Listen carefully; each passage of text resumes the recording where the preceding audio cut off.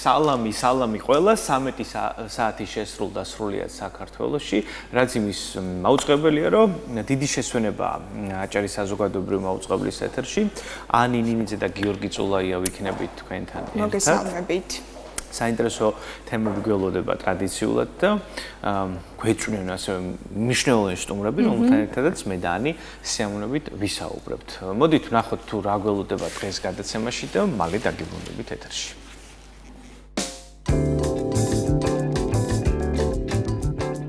დღეს დიდი შესვენების ეთერში ნახავთ. კვების უსაფრთხოების სისტემა, ზაფხული და კვება.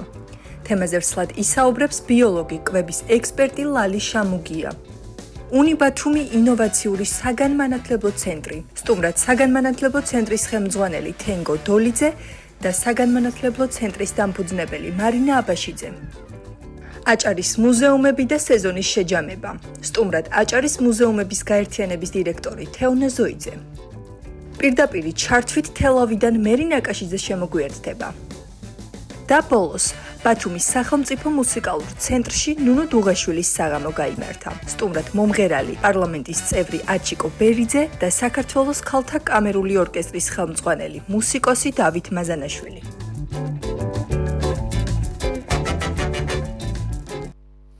ესე იგი, არ დაგავიწყოთ ჩვენი გვერდის გამოწერა, როგორც Instagram-ზე, ასევე Facebook-ზე. მარტივად მონახოთ ჩვენი გადაცემის გვერდი, სახელწოდებით დიდი შესვენება და იყოთ ჩვენთან ინტერაქციაში. მოგწერეთ, დატოვეთ თქვენი კომენტარები და ჩვენ აუცილებლად გიპასუხებთ. თან ასევე აღსანიშნავია, ანი რომ ჩვენ ყველა კომენტარს ვკითხულობთ. ყველა კომენტარს ვკითხულობთ, კი ეს უნდა იცოდეთ. ყველა კომენტარს არ პასუხობთ ხოლმე, მაგრამ ვკითხულობთ და ხო, ამიტომ კრიტიკას კონსტრუქციულს ნამდვილად ვითვალისწინებთ, თუმცა მნიშვნელოვანი არა ის იყოს ობიექტური. კომპლიმენტები კი გვიყვარს და გსიამოვნებთ. აუცილებლად ეს მუდმივი კავშირი მაყურებელთან არის ის, რაც ყველა გადაცემას და ყველა ჟურნალისტს ჭირდება. ინტერაქცია. დღეს ჩვენ ვისაუბრებთ კვების უსაფრთხოებაზე, განსაკუთრებით ზაფხულში აქტუალურია ეს თემა, იქიდან გამომდინარე, უამრავი ინტოქსიკაციაა. ადამიანები ისვენებენ, დადიან სხვადასხვა კაფე-ბარებში, სადილობენ, ვახშობენ და ასე შემდეგ. აქედან გამომდინარე, მნიშვნელოვანია ვიცოდეთ, სად რა უნდა მივირთვათ, რამდენად დაცულია ჩვენი კვების უსაფრთხოება. HACCP-ზე ვისაუბრებთ ეგრეთ წოდებულ კვების უსაფრთხოებაზე, ეს გახლავთ HACCP, ანუ თუ როგორ უნდა მოვახდინოთ იდენტიფიცირება უსაფრთხო საკვების, რამდენად მნიშვნელოვანია რომ ვიცოდეთ თქვათ ამა თუ იმ რესტორანს დაცული აქვს თუ არა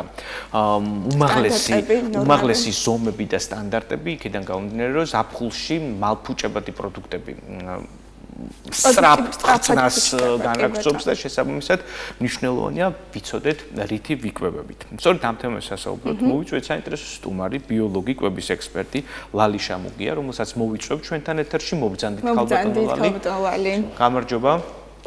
გამარჯობა. მადლობთ რომ დღეს ხართ ჩვენთან ერთად ამ თემაზე ასაუბროთ. საინტერესოა, ხშირად ადამიანები არ აქცევენ ამ თემას ყურადღებას, კვების უსაფრთხოებაზე ვსაუბრობ, თუ რაოდენ მნიშვნელოვანი გახლავთ ამ უსაფრთხოების წესების დაცვა ნებისმიერ ობიექტზე, თუნდაც სახლში. მოდით ამ ყველაფერზე ვისაუბროთ, საინტერესოა, თუმცა დავიწყოთ მაინც კვების ობიექტებიდან, იქიდან გამომდინარე, რომ ზაფხულში ადამიანები ბევრს მოგზაურობენ, დადიან და შესაბამისად არ იმყოფებიან სახლში და მათ უწევთ გარეთ სადილი, ვახშამი და ასე შემდეგ. მოდით ამ ყველაფერზე ვისაუბროთ. პირველ რიგში მოგესალმებით, მივესალმებით თქვენს მაყურებელს, დიდი პატივისცემით და მადლობას გადაგიხდით მოწვევისთვის. საკითხი, რომელიც თქვენ დააყენეთ, ბუნებრივია, რომ ძალიან აქტუალურია.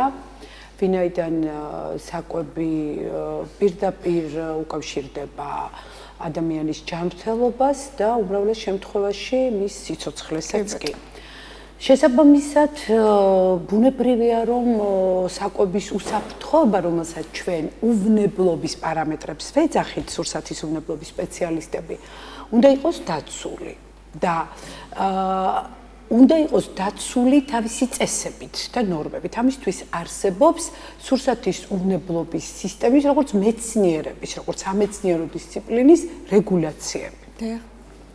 ეს რეგულაციები ითვალისწინებს ჩვენს მიერ მისართმევ სურსათში, ანუ კვების საკვებში, ესე ვთქვათ, საკვებ პროდუქტში იმ საფრთხების აღმოფხვრას, რომელმაც შეიძლება ადამიანის ჩამრთელობა ან კიდევ ვიმეორებ სიცოცხლეც კი დააყენოს რისკის ქვეშ.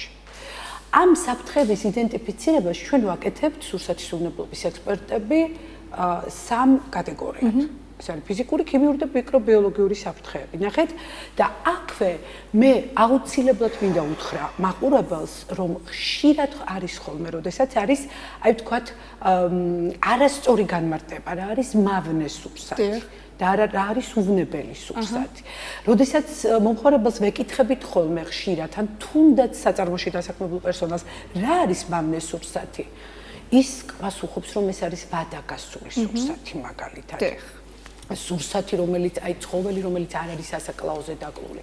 არა, ეს ასე არ არის, რადგან მავნეა სურსათი, რომელშიც არის საფრთხე.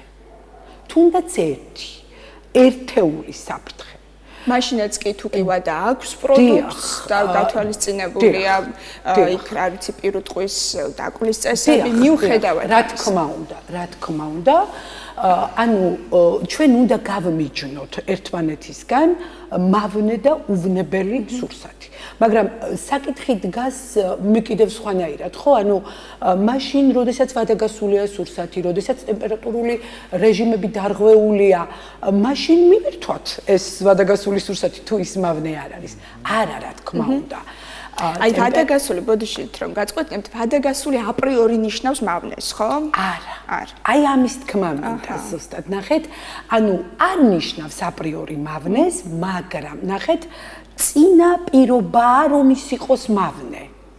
ამიტომ ბუნებრივია ჩვენ როგორც პრევენციულ ღონისძიებას ჩვენს მომხმარებელს ვურჩევთ კატეგორიულად ვურჩევთ, ანუ შეიძლება ეს რჩევა კი არ არის უკვე რაღაცა მოთხოვნასავით იყოს ადამიანის მომხმარებლის მიმართ, იმიტომ რომ ჩვენ ვუფრთხილდებით მათ ჯანმრთელობას, რომ არ შეიძინოთ საკვები ისეთ საეჭვო ადგილებში, სადაც მოსალოდნელია, რომ ტემპერატურული რეჟიმი არ იყოს დაცული, სადაც შესაძლებელია, რომ ვთქვათ, იყოს ფაქტიმაციურების გამორთვის და ჩართვის, ანუ აი ტემპერატურული რეჟიმი უნდა იყოს უწყვეტ რეჟიმში შენარჩუნებული, ხო? და ეს ტემპერატურული რეჟიმები განსაზღვრულია. მე აქვე მინდა უთხრა მომხმარებელს. ანუ ეს არის რაღაცა პირადად ჩვენ უნდა უზრუნველყოთ ჩვენივე უსაფრთხოება, ხო? ესე გამოდის, იმიტომ სამწუხაროდ არსებობს ობიექტები, სადაც შეიძლება რომ მაცივარი იყოს გამორთული და აბსოლუტურად არანაირი პირობა არ არსებობდეს პროდუქტის შენახვის, ხო? კარგი კითხვა არის ძალიან და მე დიდი სიამოვნებით გიპასუხებთ. რა თქმა უნდა, რომ ჩვენ მომხმარებელს თუ დავტოვებთ მარტო ამ ყველაფრის წინაშე, აი ამ დიდი გამოწვევის წინაშე, ბუნებრივია რომ ეს სავალალო შედეგს გამოიწვევს. რა თქმა უნდა, მომხმარებელი არ არის მარტო. აქ არის მეწარმე თავისი პასუხისმგებლობით და მე აქვე ვიტყვი, ძალიან სწრაფად ვიტყვი, რომ კოდექსი, რომელიც არეგულირებს სურსათის უვნებლობის რეგულაციებს ჩვენს ქვეყანაში, კოდექსში პირდაპირ გვიწერია, რომ ბიზნეს ოპერატორი, ანუ მეწარმე, რომელიც ახდენს სურსათის წარმოებას, გადამუშავებას, რეალიზაციას, შენახვას, დისტრიბუციას და ასე შემდეგ, თვითონ არის პასუხისმგებელი თავისი საქმიანობის საკანონმდებლო მოთხოვნებთან, საქართველოს საკანონმდებლო მოთხოვნებთან შესაბამისობის დადგენაზე. თუმცა, რა თქმა უნდა, ეს სახელმწიფო საკანონმდებლო მოთხოვნები როგორ უნდა შეასრულოს მას, აქ უკვე სახელმწიფოს როლიც იკვეთება ბუნებრივია. ანუ ჩვენ შეიძლება რაღაცნაირად შევკრათ ჯაჭვი. ანუ პირველი და ყველაზე მნიშვნელოვანი არის მომხმარებელი, რომელზეც აუცილებლად კეთდება ყველა შემთხვევაში აქცენტი, მეორე რგოლი არის მეწარმე, რომელიც ამზადებს ამ პროდუქტს, მესამე არის სახელმწიფო და მეოთხე რგოლი საკონსულტაციო ორგანიზაციები. კერძო კონსულტანტები, რომლებიც ჩართული არიან ამ პროცესში, არც თუ ისე ვთქვათ მარტივი როლი აქვთ მათ ამ საქმეში. ნახეთ და თქვენ ანონსში ახსენეთ წეღან ზუსტად ასპის სისტემა და აი ამ მიმართულებით საკონსულტაციო ორგანიზაციებს, კერძო კონსულტანტებს აქვთ განსაკუთრებული დატვირთვა. და აი მომრავლდა ძალიან ეს, არ ვიცი, სხვა პატარ-პატარა მარკეტები, კაფეები მომრავლდა, კაფე-ბარები. საინტერესოა, აი ამდენი ობიექტის რეგულირება რეალურად ხდება, ყველა ამ ობიექტის რეგულირება. თუ არის რაღაც ობიექტები, რომელიც შეიძლება სახელმწიფოს ყურადღების მიღმა დარჩეს. იცით, სახელმწიფოს რესურსი ბუნებრივია, რომ აქ ვერ იქნება ამომწურავი. არ არის ეს რესურსი ამომწურავი, რა თქმა უნდა. რა თქმა უნდა, არიან ობიექტები, რომლებიც რჩებიან სახელმწიფო კონტროლის მიღმად სამწუხაროდ თელ საქართველოში. ამას თავისი ობიექტური და სუბიექტური მიზეზები აქვს, თუმცა იმედი მაქვს, რომ ყოველწლიურად სიტუაცია გაუმჯობესდება. ისე ბოდიში რომ გაწყვეტნებთ, აი თავშოთ გადავწყვიტე კაფის გაკეთება, ეს ხო ესე მარტივად და სპონტანურად არ ხდება, ხო? საინტერესოა, გადიან თუ არა კონსულტაციას ეს ადამიანები, იგივე თქვენი ორგანიზაციის წარმომადგენლებთან, იდება თუ არა რაღაც ხელშეკრულება, სადაც ეს ადამიანი ხელს აწერს მოთხოვნებს იმ ნორმების შესრულებასთან დაკავშირებით. საინტერესოა, რა წინაპირობები უძღვის ზოგადად აი ამ კაფის შექმნის პროცესს, თუ ესე რაღაცა მომინდა კაფის გაკეთება და მეორე დღეს გავხსენი ყოველგვარი აი ამ რაღაც სტანდარტების გარეშე. იცით, სენსიტიურ თემას შეეხეთ ძალიან და მიმაჩნია, რომ ეს არის სურსათის უნებლობის ერთ-ერთი ყველაზე დიდი გამოწვევა დღეს ჩვენს ქვეყანაში. და სწორედ ის ჩანაწერი კოდექსში, რომელზეც მე წეგან საუბრობდი, აი პირდაპირ მნიშვნელობით აძლევს მეწარმეს ამისა. ანუ ყველა მსურველს აქვს უფლება შექმნას ეს ანუ დაწესებულება. დაიწყოს ბიზნესი. დაიწყოს ბიზნესი. შეზღუდვა მას ამ მხრივ არ აქვს. ნახეთ, აქვს ერთადერთი ვალდებულება, ეს არის ეკონომიკური საქმიანობის რეესტრი, ესე ვთქვათ, აი სამეწარმეო საქმიანობის რეესტრი ხომ გვაქვს და გვაქვს ასევე ეკონომიკური საქმიანობის რეესტრი, რომელიც მას აძლევს ამ მიმართულებით მუშაობის უფლებას.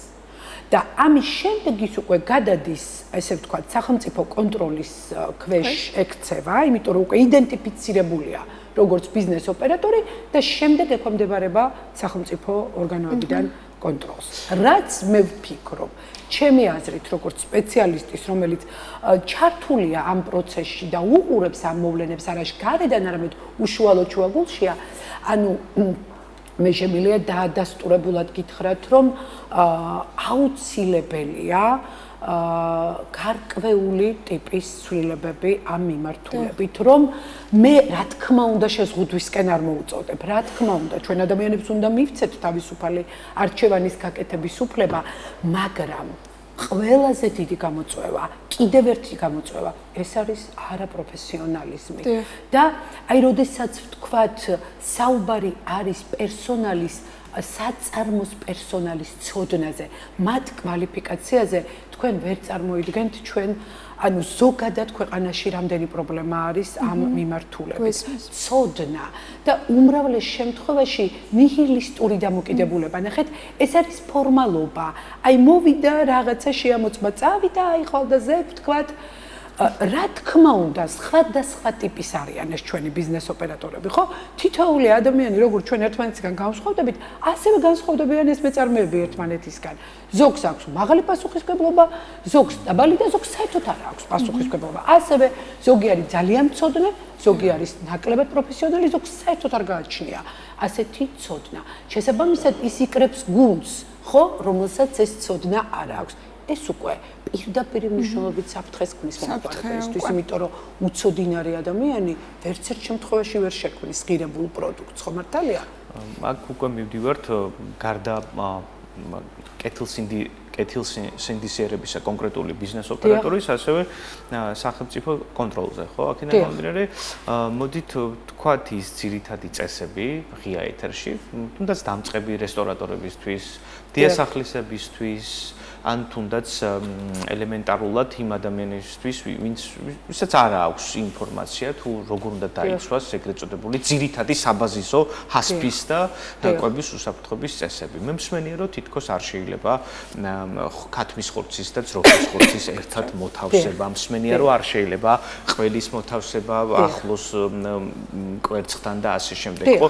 მოდით ამ ძირითად საბაზისო ელემენტებს შევეხოთ, რომ რომელსაც ჩვენი ტელემაყურებლები სწორედ თქვენგან მიიღებს, რომელიც აუცილებლად გამოსაყენებელია ოჯახურ პირობებშიც კი სახლში ელემენტარული დიასახლისისთვის ინფორმაცია, რომელიც აუცილებლად უნდა მივაწოდოთ მათ. მოდით ასე ვიტყვი. სურსათის უვნებლობის სისტემა განიხილება როგორც ერთიანი სისტემა და არა როგორც თქვათ რაღაცა ცალკეული ელემენტები, ხო? სახლშიც გარეთ და ყველგან აბსოლუტურად. აქ გადამწყვეტი არის ჰიგიენური ნორმების დაცვა. თქვენ მოგეხსენებათ, რომ ჰიგიენა ლათინური სიტყვაა და ჯანმრთელობას ნიშნავს შესაბამისად. ჩვენ როდესაც ჰიგიენურ ნორმებს არ ვიცავთ სახლში თუ გარეთ, თუ მოგზაურობის დროს თუ ასე შემდეგ, ხო? ესე იგი საფრთხეს უქმნით ჯანმრთელობას. თქვენ რაზეც ისაუბრეთ, აი სურსათის შენახვის პრინციპებზე. ამას სურსათის უვნებლობაში სურსათის განცალკევების პრინციპი ქვია, ნახეთ? და რას გულისხმობს განცალკევების პრინციპი? გულისხმობს იმას, რომ ცხოველური წარმოშობის სურსათი, ჩვენ ზოგადად გვაქვს ორი ტიპის სურსათი, ცხოველური წარმოშობის და არაცხოველური წარმოშობის სურსათი, ხო? ცხოველური წარმოშობის სურსათი მოითხოვს განცალკევების პრინციპის დაცვას მკაცრად. ეს გახლავთ ხორცპროდუქტები, ეს გახლავთ რძის პროდუქტი, ეს გახლავთ კვერცხი და თქვენ წარმოიდგინეთ თაფლიც, რომელიც ანუ ცხოველური წარმოშობის სურსათად არის მიჩნეული. ნახეთ, ხორცის და კვერცხის შენახვა თუნდაც შეფუთულ მდგომარეობაში არ შეიძლება ერთად.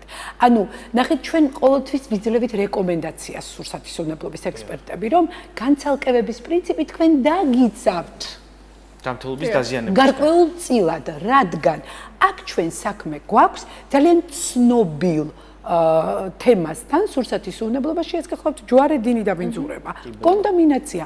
რა ხდება ერთი პროდუქტიდან მეორე პროდუქტში შეიძლება გადავიდეს საფრთხე. აქედან იმიტომ რომ ყველა ცხოველური წარმოშობის სურსათისთვის, ყოველი სახეობისთვის დამახასიათებელია თავისებური მავნებელი, ხო? ანუ პათოგენი ვთქვათ და აქედან მიკრობიოლოგიურ საფრთხეებზე არის საუბარი. ხა ქიმიური საფრთხე ვერ გადავა, ვერც ერთ შემთხვევაში. აქ საუბარია მიკრობიოლოგიურ საფრთხეებზე. იგივე პრინციპით, ანუ რო არ გავრცელდეს, ვთქვათ, ერთი სახეობიდან კვერცხი მაგალითად ცნობილია აქტიურად, რომ სალმონელა არის აქტუალური კვერცხის შემთხვევაში და შესაძლებელია, რომ მან ანუ მარტივად დაბინძუროს სხვა პროდუქტი, ხო? თევზი, რომელიც არის ასევე მძაფრი სუნის მქონე და აქ ორგანოლეპტიკური მაჩვენებელიც იცვლება, ხო? იმიტომ რომ ორგანოლეპტიკა ძალიან მნიშვნელოვანია. აქედან გამომდინარე, ჩვენ ერთმნიშვნელოვნად უვნებლობის ერთ-ერთ პრინციპად ვასახელებთ სურსათის განცალკევებას. ვთქვათ, დიასახლისი, ხო? აი მოწესრიგებული დიასახლისი, რომელსაც აქვს ჰიგიენური ნორმების მაღალი სტანდარტი, მაცივარს მისას რო გამოაღებთ. ცოტას მიხვდებით. მოვიდა ბაზრიდან ქალბატონი, თქვათ, ან მარკეტიდან და მოიტანა პროდუქტი. რას აკეთებს ის? აი უკვე ნათელია, ნახეთ? აი როგორ იქცევა ქალბატონი. ანუ ამოალაგებს და მაცივარში შეალგებს, მოიშორებს და მერე დაიწყებს. იცით რა, ამ კულტურის ჩამოყალიბება ძალიან მნიშვნელოვანია, რომ ჩვევაში გქონდეს. ძალიან მნიშვნელოვანია. და ზოგადად აი სწორი კვების მნიშვნელობა, ხომ, რაღაცნაირად თითქოს ესეც გაივიცვით აი ეს ფრაზა, რომ სწორი კვება და ყოველს თავისებურად ესმის. რას ნიშნავს სწორი კვება, როგორ შევინახოთ საკვებ? მნიშვნელოვანია, რომ მსგავსი სახის უნარები და ცოდნა სკოლაშივე ჩამოყალიბდეს, ხო? აი იგეგმება თუ არა რაღაც გარკვეული ტრენინგები, მასტერკლასები, იგივე სკოლაში ბავშვებისთვის, იმისთვის, რომ რაღაც ცნობები ბავშვობიდანვე ჩამოუყალიბებდეთ ამ მიმართულებით, თუნდაც იცოდნენ მაცივარი როგორ მოაწესრიგოთ, იმიტომ რომ ეს განაპირობებს მათ ჯანმრთელობას ფაქტობრივად. ძალიან მნიშვნელოვანია, რა თქმა უნდა, ჩვენი ყველაზე დიდი გამოწვევა არის არაპროფესიონალიზმი და ცოდნის დეფიციტი. ანუ, როდესაც ტრენინგები ტარდება ხოლმე, ანუ ყოველთვის ვსაუბრობთ ჩვენ ამაზე, რომ სამეწარმეო ცოდნის სამეწარმეო ცნობიერების ამაღლება, ხო? ეს ძალიან მნიშვნელოვანია. შესაძლებელია ადამიანის შეცდომას ისე უშვებდეს, რომ მან არ იცოდეს, რომ უშვებს შეცდომას, მიხვდით? და რა თქმა უნდა, თქვენს მიერ წამოჭრილი საკითხი ასევე ძალიან საინტერესო და შთამბეჭდავია, რადგან თავიდანვე ახსაზრდელმა უნდა მიიღოს ეს ცოდნა. მე ვფიქრობ, რომ გარკვეულწილად იღებენ ჩვენი ბავშვები და ჩვენი მომავალი თაობა ამ ცოდნას. გარკვეულწილად ალბათ ხო. ოჯახის გარეთაც, აი საბავშვო ბაღში ვთქვათ, ახსაზრდელები მათ ხო ასწავლიან, აღმზრდელები უკაცრავად, მათ ხო ასწავლიან როგორ მოიქცნენ, როდესაც ისინი სხდებიან მაგიდასთან. თუმცა რა თქმა უნდა, მე თქვენ აბსოლუტურად გეთანხმებით იმაში, რომ ეს ამაზე უნდა იფიქროს სახელმწიფომ, ვთქვათ, არასამთავრობო ორგანიზაციებმა, ვისაც ხელეწიფება, რომ იცით, გამოიჭრას ეს პრობლემა. აი ზაფხულში რამდენიმე დღის წინ ვიყავი ღია კაფეში ბათუმში, სადაც ეს რაღაცა სუფრა გაიშალა დაახლოებით 7 საათი იქნებოდა. 4 საათის განმავლობაში ეს სუფრა იყო გაშლილი. აქ იყო რაღაც რძის პროდუქტებისგან დამზადებული სხვადასხვა კერძიც, ხორცი, ცოკოც და ასე შემდეგ, ხო?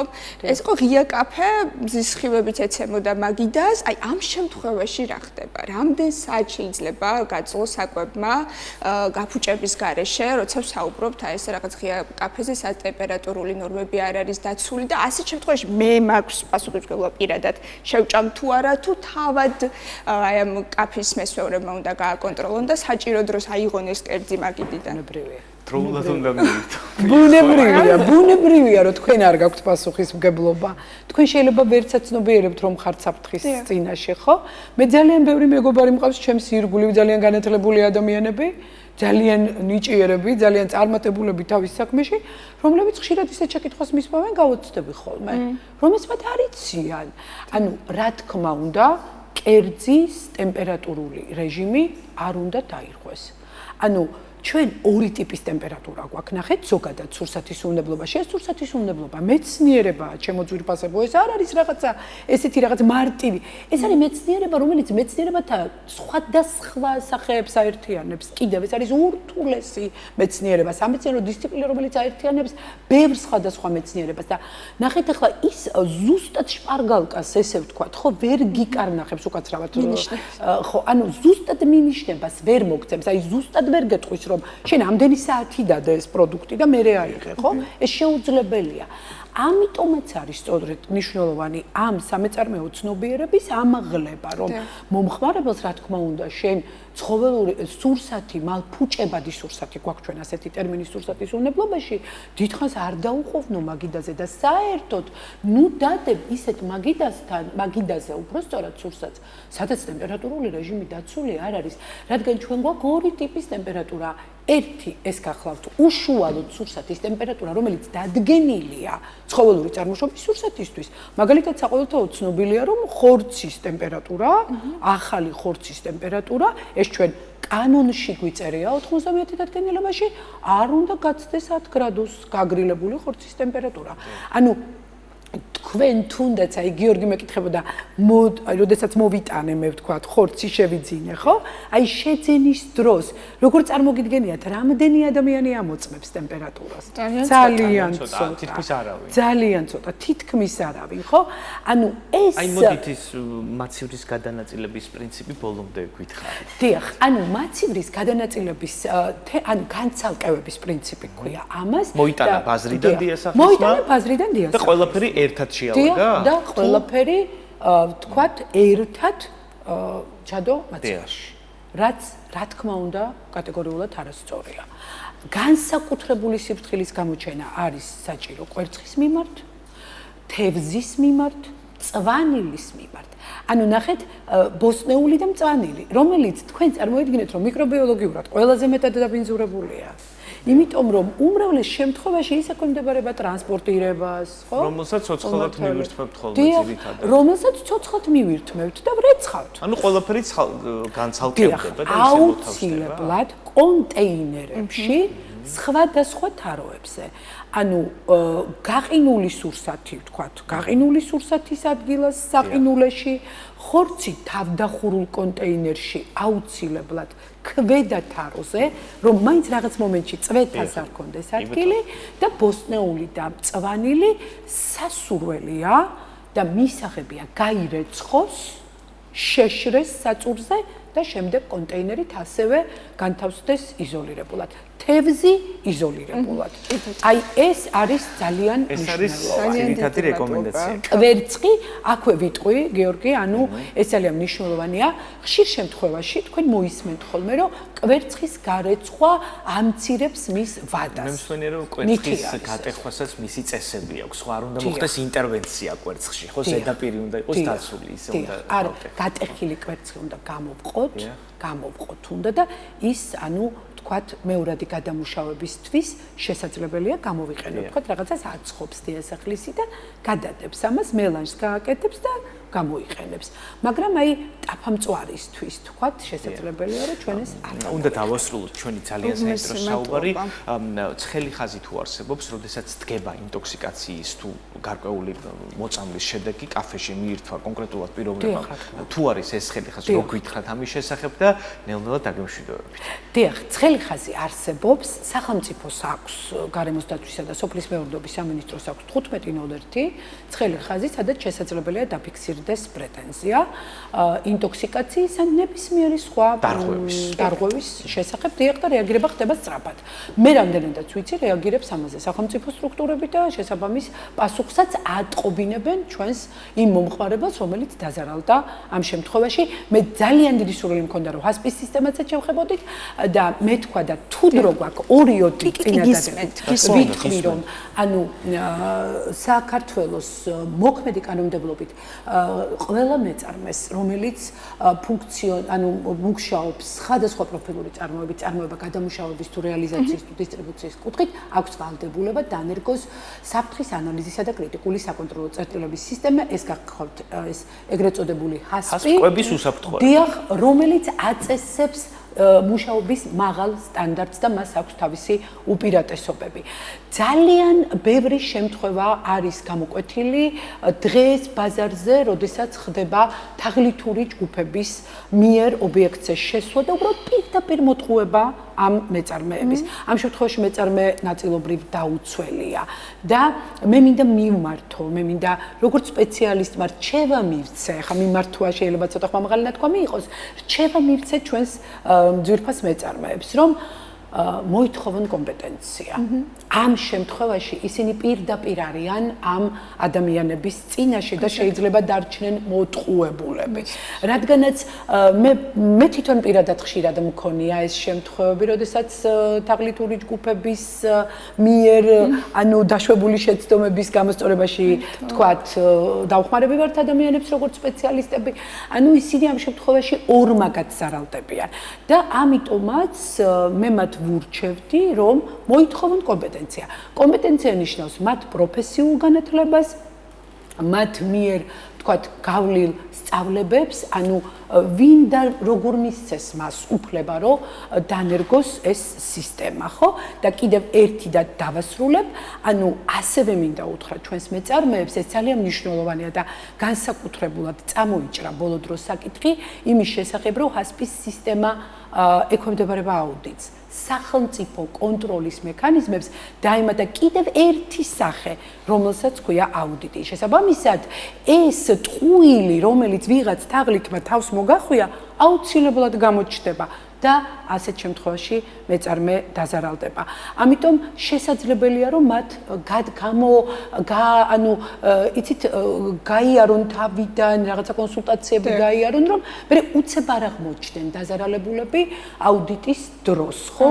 რადგანაც აუდიტის დროს დახარვეზებული ჰასპის სისტემა, ეს ალბათ ბევრმა მეწარმემ არ იცის, ჩემო ძვირფასებო, რომ იწვევს ობიექტის ლიცენზიის შეჩერებას იწვევს ავტომატურად. შეჩერებას იწვევს და უცებ დგება რეალობის წინაშე, რომ ახლა ამით ამიტომაც მე უბრალოდ მათ ვთხოვდი, ჩემს ძალიან პატივსაცემ მეწარმეებს, ადამიანებს, რომლებიც ძალიან საინტერესო საქმიანობით არიან და სასარგებლო საქმიანობით დაკავებული ჩვენი მოსახლეობისთვის, რომ გადაამოწმეთ კომპეტენცია ჩემო ძვირფასებო ადამიანებს ნუმიენდობით სიტყვაზე, ნურც ახლობლობით, ნურც შინაურობით. მოითხოვეთ მათგან კომპეტენციის დამადასტურებელი საბუთები და ვფიქრობ, რომ ყველაფერი კარგად არა ჩვეულებრივ რჩევა. ძალიან დიდი მადლობა ქალბატონელმა. ფუნდამენტური მნიშვნელობის საკითხზე მუშაობდით, მნიშვნელოვანი ცნობიერების ამაღლება ამ მიმართულებით, ამიტომ გვპირდებით, რომ ხშირად შევეხებით ამ თემას. ძალიან კარგი. ლალი შამუგია, ბიოლოგი, კვების ექსპერტი გახდა ჩვენი. ძალიან დიდი მადლობა.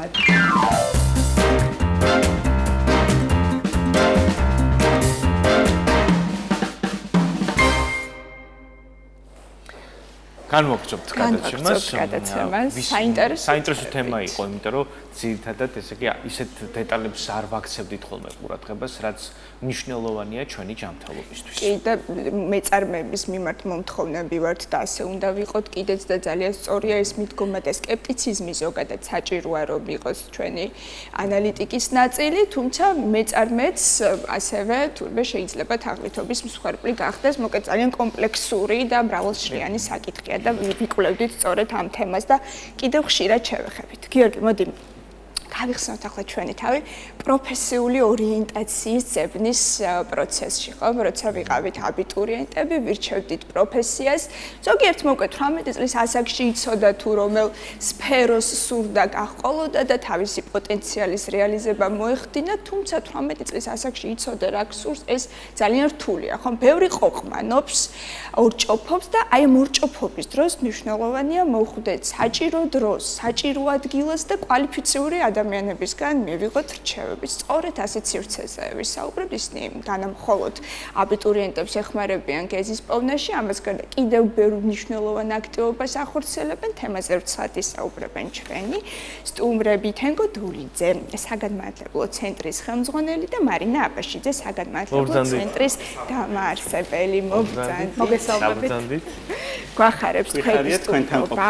გამარჯობა კიდევ ერთხელ. ქალბატონ მარინა, მოდით თქვენგან დავიწყოთ. აი რა იყო მთავარი ბიზნესი და სტიმული, რის გამოც შექმნით ეს ცენტრი? ალბათ რაღაც გარკვეული დაკვირვება აწარმოეთ და მიხვდით, რომ საჭიროა მსგავსი სახის ცენტრის არსება. მოგესალმებით. გმადლობთ, რომ გვამჩნევთ. მადლობა თქვენ. რამ გამოიწვია ცენტრის შექმნა, ხო? გამოიწვია დაკვირვება 30 წლიანმა ჩემმა პედაგოგიურმა მოღვაწეობამ. მიმიყვანა იქამდე არაერთ საგანმანათლებლო დაწესებულებაში, არაერთ სივრცეში მუშაობა, მიმიყვანა იქამდე, რომ ყველამ კარგად ვიცით, რომ აბიტურიენტები რეპეტიტორებთან დადიან.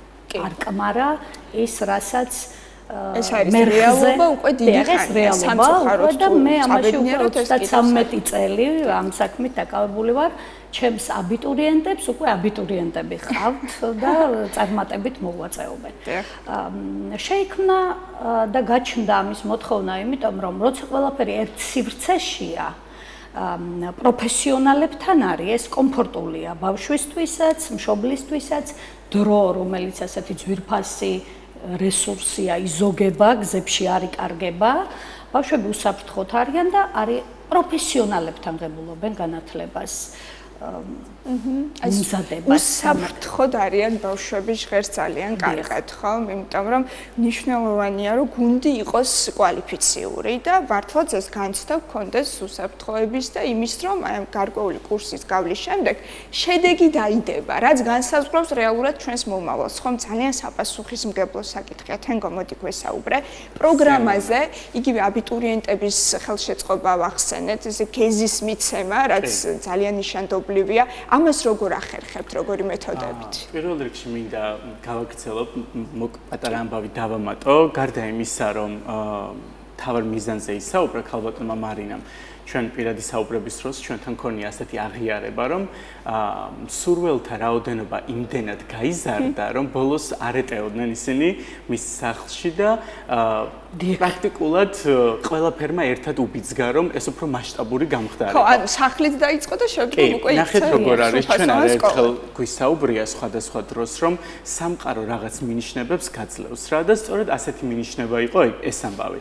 თან უნდა ხაზი გავუსვათ იმას, რომ ცენტრი შეიქმნა დაფუძნდა ბედნიერების საერთაშორისო დღეს და ჩვენ აქ ბედნიერ ახალგაზრდებს ვზრდით. ადამიანებს, რომლებიც როგორც საკუთარი თავისთვის, ისე გარშემომყოფებისთვისაც ქმნიან ბედნიერების მიზეზებს. გარდა ამისა, თავად სახელი უნიბათუმი ძალიან უნიკალურ კონცეფციას ატარებს და ეს არის უნიკალური ბათუმელების უნიკალური ერთობა.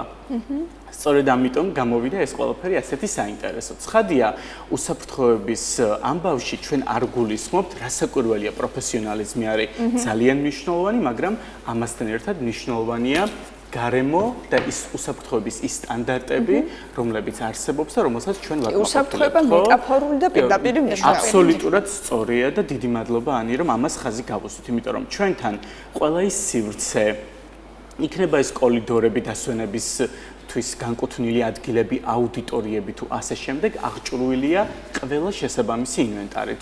უსაფრთხოების გეგმით მოკლედ რა ნორმებიც და სტანდარტებიც არსებობს. მაგრამ ჩვენი მთავარი პროდუქტი არის ის, რომ დავეხმაროთ როგორც მოსწავლეებს, ასე აბიტურიენტებს და ყველა იმ ადამიანს, ვისაც უნდა გარკვეული მიმართულებით ცოდნის მიღება და გაღრმავება ამ მიმართულებით რესურსების მოძიებაში. ყველაზე მნიშვნელოვანი ალბათ სწორედ აბიტურიენტებისთვის ამ გზის გაკვლევაა, იმიტომ რომ ისინი ირჩევენ პროფესიას და ყალიბდებიან უკვე საკუთარ თავს აყალიბებენ ადამიანებად, პიროვნებებად, რომლებმაც შემდგომ რეალიზება უნდა მოახდინონ ჩვენ სამყაროში. ჩვენ გვჯერა და გვწამს, რომ ერთ ძლიერ ადამიანს შეუძლია ირგვლივ ძალიან ბევრი შთა აგონოს და ეს არის ძალიან რაღაცა ტალღოვანი ენერგიით გადაეცემა ერთმანეთს და რატომაც არა. და ავაშენოთ ბედნიერი სოფელი. თან ისე ხდება, რომ 18 წლის ასაკში და 17 წლის ასაკში შეუძლებელია ადამიანმა ზუსტად იცოდე რა გინდა. ხო, აქედან გამომდინარე, მსგავსი ადამიანების შართულობა, როგორც თქვენ ბრძანდებით, ყოველთვის იძლევა საშუალებას, რომ აი ის, რაც ჩვენს გულს უხარია, ისი პოტენციალიც ჩვენ გვაქვს, ამ შემთხვევაში აბიტურიენტებს გულისხმობ, გაიხსნას ბოლომდე, ხო? გვესაუბრეთ მთლიანად მიზანი საბოლოო რა შეიძლება კონდეს ცენტრს და რა მიმართულებით შეიძლება განვითარდეს მომავალში საინტერესოა. გადავინაცვლებთ თუ არა აბიტურიენტებიდან უკვე ზრდასრულ ადამიანებზე, რომლებიც ასევე არიციან რა სურთ. ბევრ მათგანს ყოველ შემთხვევაში ეს პრობლემა აწუხებთ. იცით რა არის? ამ შემთხვევაში სხვა თერაპიული კურსები არსებობს. ჩვენ გვაქვს, ეხლა ვერ დაგიმალავთ იმ ამბავს, რომ ჩვენ გვყავს მოსწავლეებიც, სკოლის ასაკის ადამიანებიც და სკოლამდელი თაობაც ყავს. წელს მაგალითად გქონდა ესეთი პირველი პრეცედენტი, საზაფხულო სკოლა გავაკეთეთ, რომლის ფარგლებშიც პრაქტიკულად მოვიარეთ რეგიონის ყველა კულტურულ საგანმანათლებლო დაწესებულება, მუზეუმები, გავეცანით ქუჩების ისტორიებს, სკვერებს, აი მაგალითად ბავშვებს ჰქონდათ კითხვა, რატო დგას, ვინ არის ეს კაცი, რო დგას ტაბიძის ქუჩაზე, ხო? და ჩვენ აი რაღაცა ამ ყველაფერს თავი მოვუყარეთ ამ სკოლის ფარგლებში. რასაკვირველია, ჩვენ გვაქვს ძალიან დიდი მიზნები და ამბიციები. სწორედ ამ მიზნებისა და ამბიციების ერთობამ მოიტანა ჩვენი ეს ტანდემიც შექმნა, შეიძლება ასე ითქვას და ქალბატონი მარინას იდეაა, რომ გონი გავაჟღეროთ, ხო? რომ ექსკლუზივი ხო? კი, ექსკლუზივი გამოვა. რამდენიმე რაღაც პერიოდის შემდეგ ჩვენ გვინდა ბათუმში შევქმნათ ფინური მოდელის სკოლა, სადაც აი ცნობილი ფინური მოდელი ქართული ელემენტებით, რასაკვირველია, სკოლა პანსიონი, სადაც ბედნიერების ინდექსი იქნება ძალიან მაგარი. ქართველი კაცის ბედნიერების. აი, ცვლად მოგვიყევით ქალბატონო მარინა, დავინტერესდით ძალიან. რა კონცეფციას ატარებს ეს სამომავლო გეგმა? ჩვენ ძალიან ყველას ძალიან კარგად შეგვიძლია რაღაცები გავაკრიტიკოთ. კრიტიკა ვფიქრობ ძალიან ადვილია და აშენება და შექმნა არის რთული. აკრიტიკებ შექმენი. თავადაც შექმენი რაღაცა დაგვანახება. ალტერნატიული გეგმა შემოთავაზა. შენ ხო ხარ პედაგოგი, აი მე ხო ვარ 33 წლის სტაჟით. ამიტომ მეც ხომ ბევრი რამე ვხედავ ხარვეზებს, ეს ასე უნდა იყოს. ამიტომ გადავწყვიტეთ, რადგან უკვე მივედით იქამდე, რომ გვაქვს საკუთარი შენობა, გვყავს ჩვენი აუდიტორია, გვყავს გუნდი ძალიან ძლიერი. ამიტომ ჩვენ შეგვიძლია გადახვიდეთ მოქმედებას. უკვე გადასულები ვართ, ერთი წელია თან ძალიან ბედნიერების დღეს. ფინური მოდელს გulis. და ეხლა ფინური ამისკენაც მივდივართ. იცით, სკოლა არ შეიქმნება რაღაცა ერთ დღეს, არც იდეით, არც მატერიალურად. ამისკენ ნაბიჯ უნდა წავიდეს, გუნდი უნდა წავიდეს. გუნდი უნდა იყოს ესეთი როგორც არის თენგო, ახალგაზრდული ენერგიით, იდეებით, ძველგაზრდებიც არიან საჭირო თავიანთი გამოცდილებით. როგორც ოჯახი სხვადასხვა თაობებია, ასევე სკოლის კოლექტივი სხვადასხვა თაობების ნაკრები უნდა იყოს. ნახეთ, კი, ბოდიში ქალბატონო მარინა, მხოლოდ ერთი მომენტი მინდა დავამატო გიორგი. თქვენ თქვით, რომ აი ეს როდის იქნება? ჩვენ ბაზრის ანალიზს და კვლევას ვაკეთებთ. აქ არ იგულისხმება მხოლოდ იმ ადამიანების და იმ სეგმენტის შესწავლა, ვინც გადახდის უნარიანია, ბუნებრივია ამ პროდუქტის მიმღებლობა, ვისაც ექნება, ხომ?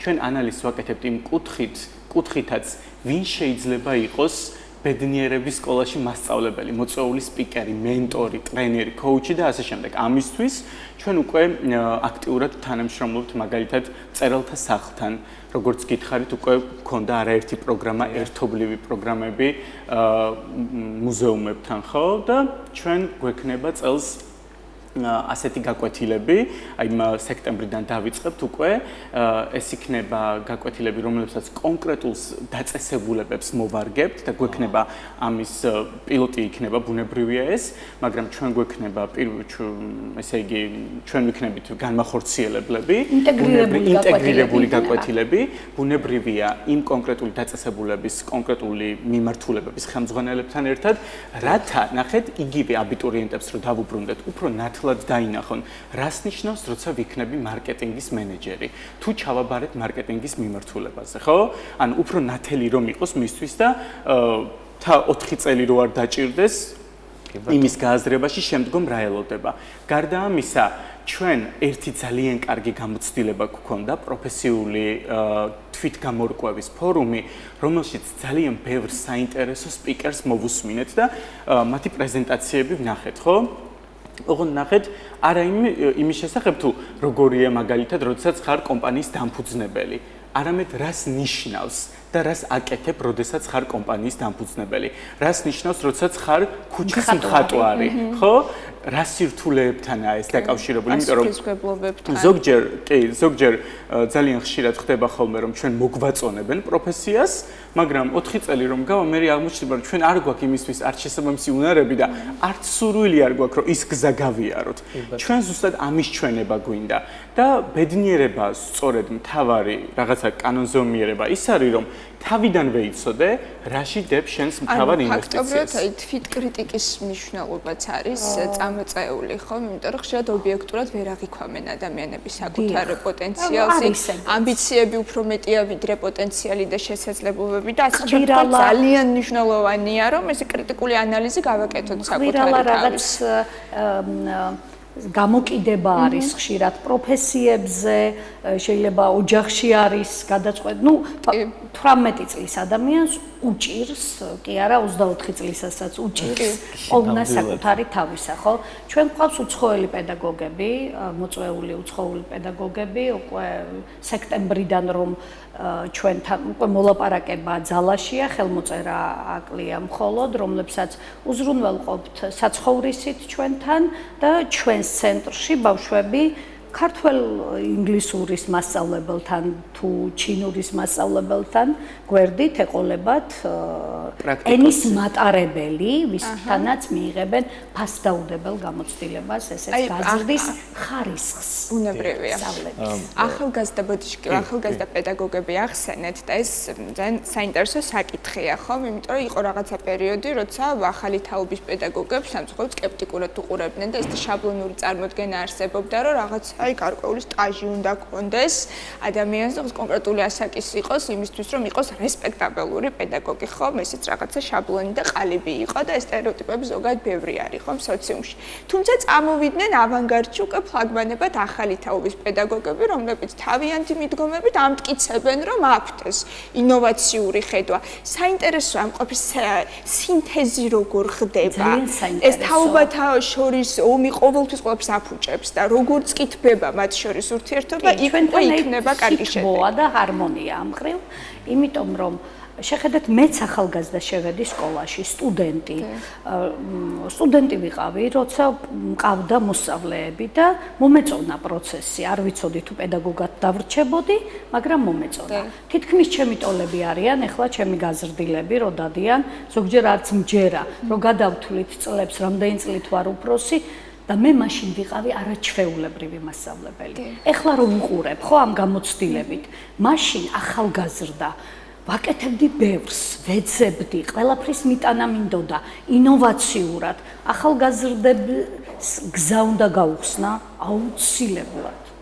აი ილია რო ამბობს, ჩვენ ძველებმა კალამი დავდოთ და გზა ვაჟას დაუთმოთო ისა. ასევე მინდა დავამატო ერთი მომენტი, რომ ჩვენი მთავარი ასე ვთქვათ, ოქროს გასაღები, შეიძლება ითქვას, წარმატების გასაღები არის ის, რომ ჩვენ ვაღიარებთ ერთმანეთის, ეს არის ძალიან მნიშვნელოვანი შესაძლებლობებს. ჩვენ ვიცით რომ გუნდში საჭიროა ყველა, ყველას აქვს თავისი ადგილი და ერთობის მთავარი ღირებულება სწორედ ესაა. როდესაც განსხვავებული უნარების ადამიანები ერთიანდებიან, ამ დროს ხდება დიდგორის ბრძოლა. ამ დროს შეიძლება მოიგო დიდგორის ბრძოლა. დიდი მადლობა. უღმესი მადლობა რომ იყავით ჩვენთან და თქვენ ხარია რომ არაფორმალური განათლება უკვე ავანგარდშია ფორმალურთან სინთეზში, იმიტომ რომ ის მართლა ძალიან მნიშვნელოვან უნარებს უვითარებს ახალგაზრდებს, ემოციური ინტელექტის დეფიციტზე ხშირად საუბრობთ და მის მნიშვნელობაზე და ვფიქრობ, რომ ამის საფუძველს სწორედ არაფორმალური განათლება იძლევა. იცი რა ვიფიქრე? კი, სხვაშორის კვლევები ამბობს, რომ მაღალი ემოციური ინტელექტის მქონე ადამიანები უფრო წარმატებულები არიან, ვიდრე მაღალი IQ-ს მქონე ადამიანები. ჩვენთან ხელნაკეთი ნივთების რაღაც კურსიც ხომ არ დავამატოთ ანი არაჩვეულებრივ აქსესუარებს ამზადებს. მთელი გადაცემა მეჭერს. გვეხმარებოდა. უღმესი მადლობა. დიდი მადლობა და ძალიან დიდი მადლობა რომ გყავით ჩვენთან. გაიხარეთ. მადლობა თქვენ. მადლობა.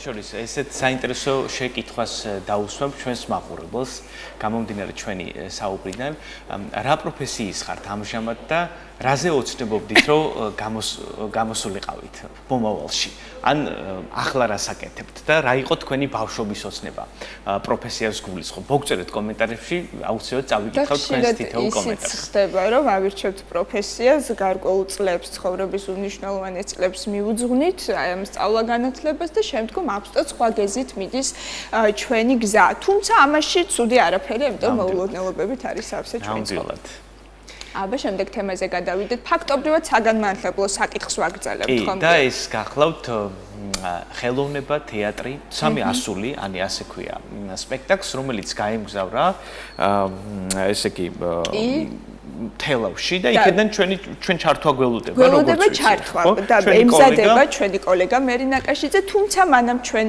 ასევე ნიშანდობლივ საკითხებზე ვსაუბრობთ მუზეუმებზე სამუზეუმო ცხოვრებაზე ნამდვილად სამუზეუმო ცხოვრება გარკვეულ აქტუალობას იძენს ხოლმე განსაკუთრებით ზაფხულის პერიოდში იქიდან გამომდინარე უამრავი დამსვენებელი ტურისტი ჩამოდის ჩვენს ქალაქში და ბუნებრივია სტუმრობენ გალერეებს მუზეუმებს ამას იმიტომ ვამბობ რომ როცა მე მივდივარ მოგზაურობთ სხვა ქალაქში, სხვა ქვეყანაში ყოველთვის ვამოწმებ რომელია საინტერესო გალერეა, რომელია საინტერესო მუზეუმი, არის თუ არა კონკრეტული ნამუშევარი, რომელზედაც მე მქონდა მანამდე ინფორმაცია და ვოცნებობდი რომ მენახა და ყოველთვის მივდივარ ხოლმე აი ამ გალერეაში ან მუზეუმში კონკრეტული ნამუშევრის სანახავად, ხო? მაგალითად პარიზში ყოფნის დროს არ შეიძლება ადამიანმა რო არ ნახო ლუვრის მუზეუმი მუზეუმი და ეგრეთ წოდებული ორსეს მუზეუმი, სადაც ესე იგი მონალიზა ინახება ლუვრში და შორის ჩვენ რა გვჭირს ხოლმე, იცი, გიო, რომ რაღაცა ის სამუზეუმო ცხოვრებას აფასებდით, მაგალითად მოყავს მუზეუმების და საკულტო მუზეუმები, ხო? რაღაცა ევროპაში და ის ექსპონატები, რომლებიც გამოფენილია და გვავიწყდება, რომ ჩვენი ქალაქიც განებივრებულია ამ მიმართულებით უნიკალური ექსპონატების ხილვა შეგვიძლია ჩვენს ქალაქში და თემაზე ვცლად ისაუბრებს ჩვენი სტუმარი, რომელიც მუზეუმების ერთ წელს შეაჯამებს. თეონა ზოიძე, აჭარის მუზეუმის გაერთიანების დირექტორი გახლავთ, დიდი შესვენების სტუმარი. მოგბრძანდით ქალბატონო თეონა. ჩვენ გავკადნიერდით და ბათუმი შევადარეთ ისეთ ქალაქებს, როგორც არის პარიზი, ბარსელონა და გალერეების და მუზეუმების კუთხით, ვთვლით, რომ ნამდვილად არ ჩამოუვარდება ბოლო პერიოდში განხორციელებული პროექტების შედეგად, იმიტომ რომ დამთვალიერებმა იმატა და განსაკუთრებით აქტუალური თქვენთვის არის ზაფხულის სეზონი, როდესაც ჩვენს ქალაქს უამრავი ვიზიტორი სტუმრობს და ამ ჩამოსული დამთვალიერებლის და მნახველების უმეტესობა აუცილებლად სტუმრობენ ჩვენს მუზეუმებს. მოდით ვისაუბროთ, როგორია განვლილი სეზონი, ვიცი რომ თქვენ არასრულებთ სეზონს, ზაფხულში აქტიური სამუშაო პროცესი გაქვთ, მოგვიყევით ამ ყველაფერზე. მოგესალმებით, დიდი მადლობა მოწვევისთვის. ნამდვილად განებივრებულია ჩვენი ქალაქი იმით, რომ გვაქვს ძალიან ბევრი მუზეუმი. თქვენ წარმოიდგინეთ, სამუზეუმო გაერთიანებაში მხოლოდ ბათუმში გაერთიანებულია 7 მუზეუმი, ხოლო მერვე მუზეუმი სულ მალე გაიხსნება. მე აღარ დავიწყებ ჩამოთვლას ამ მუზეუმების სახელწოდებებს, მაგრამ აღსანიშნავია ის ფაქტი, რომ ძალიან საინტერესოა თავისი შინაარსით თითოეული მათგანი და ის ექსპონატები, რომლებიც გამოფენილია ჩვენს მუზეუმებში, უყვებიან საზოგადოებას, ისტორიას, თავის ამბავს, ოდესღაც ვიღაცის საკუთრება იყო ხომ და ასე შემდგომ. მინდა გითხრათ, რომ ეს მუზეუმები, რომლებიც ეხა ფუნქციონირებს ქალაქში, საკმაოდ ბევრ მნახველს მასპინძლობს დღის განმავლობაში. ყოველდღიურად არაერთი ეროვნების ადამიანი შემოდის ჩვენს სივრცეებში და ის ცხოვრება, რომელთაც მუზეუმები დღესდღეობით ცხოვრობს, საინტერესოდ წარმოადგენს მნახველს და ვიზიტორს იმ ისტორიას, რომელსაც თითოეული ექსპონატი ატარებს. ჩვენ მთელი წლის განმავლობაში საკმაოდ დატვირთული განრიგი გქონდა და სამუზეუმო ცხოვრება ძალიან აქტიური იყო, როგორც ქალაქში, ასევე ქალაქგარეთ, არაერთი საერთაშორისო პროექტიც განვახორციელეთ და ეს ღონისძიებები, რომლებიც მოიცავს კულტურულ მიმართულებას, გულისხმობს ძირითადად, რა თქმა უნდა, საინტერესო აღმოჩნდა საზოგადოებისათვის. დავკონკრეტდეთ, აი განსაკუთრებულად მნიშვნელოვან ღონისძიებებზე ვისაუბროთ. განსაკუთრებული და არაერთი ჩვენთვის ყველა ღონისძიება მნიშვნელოვანია, მოდით ასე დავკონკრეტდები. ჩვენთვის ყველა ღონისძიება მნიშვნელოვანია, თითოეული ღონისძიებისათვის მთელი გუნდი შემართებით ემზადება, მაგრამ სულ ბოლო ღონისძიება რომ გავიხსენო, რომელზეც ძალიან ბევრი ადამიანი იქ სტუმრობდა, ეს გახლავთ ბათუმური ყავის სურნელი, რომელიც გახლდათ მართლაც ფურორი ჩვენი სამუზეუმო ცხოვრების, იმიტომ რომ არაერთი ადამიანი აღნიშნავს, ეს ღონისძიება იყო განსაკუთრებული თავისი ბათუმური სულით, ერთობით და საინტერესო აქტივობებით, რომლებიც წარმოდგენილი იყო აი ამ ღონისძიებაზე. გვაქვს საერთაშორისო პროექტები, მე თუ სეზონზე ვსაუბრობ და წელზე ვსაუბრობ, 2024 წელი გამორჩეული იყო განსაკუთრებით იმით, რომ მაგალითად ჩვენ გამოვფინდეთ ქალაქ კრაკოვში, ეროვნულ მუზეუმში ჩვენი ოქროს განძი და აგრეთვე ხარტონახვედიან სახელობის მუზეუმიდან გამოვფინდეთ რამდენიმე ექსპონატი, რამაც ძალიან დიდი გამოხმაურება გამოიწვია და არა მარტო ვიზიტორების თვალსაზრისით და ვიზიტორების მხრიდან, აგრეთვე სამეცნიერო საზოგადოებაში და სამეცნიერო წრეებში საკმაოდ დიდი აღფრთოვანება მოიპოვა იმ ყველაფერმა, რაც იქ იყო გამოფენილი და საინტერესო პუბლიკაციების გამოიცა ამასთან დაკავშირებით. მოგეხსენებათ, მუზეუმები რამოდენიმე მიმართულებით მუშაობენ, ეს გახლავთ სამეცნიერო, საგანმანათლებლო, კულტურული და შემეცნებითი მიმართულება. კულტურული მიმართულებით ღონისძიებები მრავლად არის მთელი წლის განმავლობაში ჩვენთან, მაგრამ უნდა აღინიშნოს აუცილებლად სამეცნიერო მიმართულებით მუზეუმების მუშაობა. ეს გახლავთ როგორც სტატიები, რომლებიც სხვადასხვა პლატფორმებზე და სხვადასხვა კლასიფიკატორით იბეჭდება, აგრეთვე გახლავთ კვლევები, რომლებიც ტარდება ფაქტობრივად ყოველდღიურად ჩვენს მუზეუმებში და ექსპედიციები, რომლებსაც ჩვენ ვახორციელებთ სხვადასხვა მიმართულებებით. სულ ახლა ხან მაგალითად მაგალითად ქობულეთის მუნიციპალიტეტში ქონდა ექსპედიცია, აი გუშინ წინ ჩამოვიდნენ და საკმაოდ საინტერესო კვლევები განახორციელეს, ამაზე ალბათ ცალკე გადაცემა იქნება საჭირო, რომ თვითონ ექსპედიციის მონაწილეებმა მოგიყვნენ ამის შესახებ და ვფიქრობ, რომ აი ეს ყოველდღიური ცხოვრება და განსაკუთრებით სამეცნიერო მიმართულება ერთ-ერთი მთავარი კომპონენტია სამუზეუმო ცხოვრებაში და ამ ინსტიტუციაში საერთოდ. Რა თქმა უნდა, მნიშვნელოვანია საგანმანათლებლო მიმართულებით ჩვენი საქმიანობა. საგანმანათლებლო მიმართულება ეს ზუსტად არის ის ასპექტი, რომელიც არის გარანტორი იმისა, რომ მუზეუმები იქნება ძალიან დიდხანს, ასე ვთქვათ, ჩვენი ცხოვრების განმავლობაში და ყველა ის ინფორმაცია, რომელიც მუზეუმებმა შემოუნახა წლების განმავლობაში საზოგადოებას, ყველა ის ისტორია თუ ამბავი, რომელიც ჩვენს კედლებში არის დაცული, გადაეცემა მომავალ თაობებს.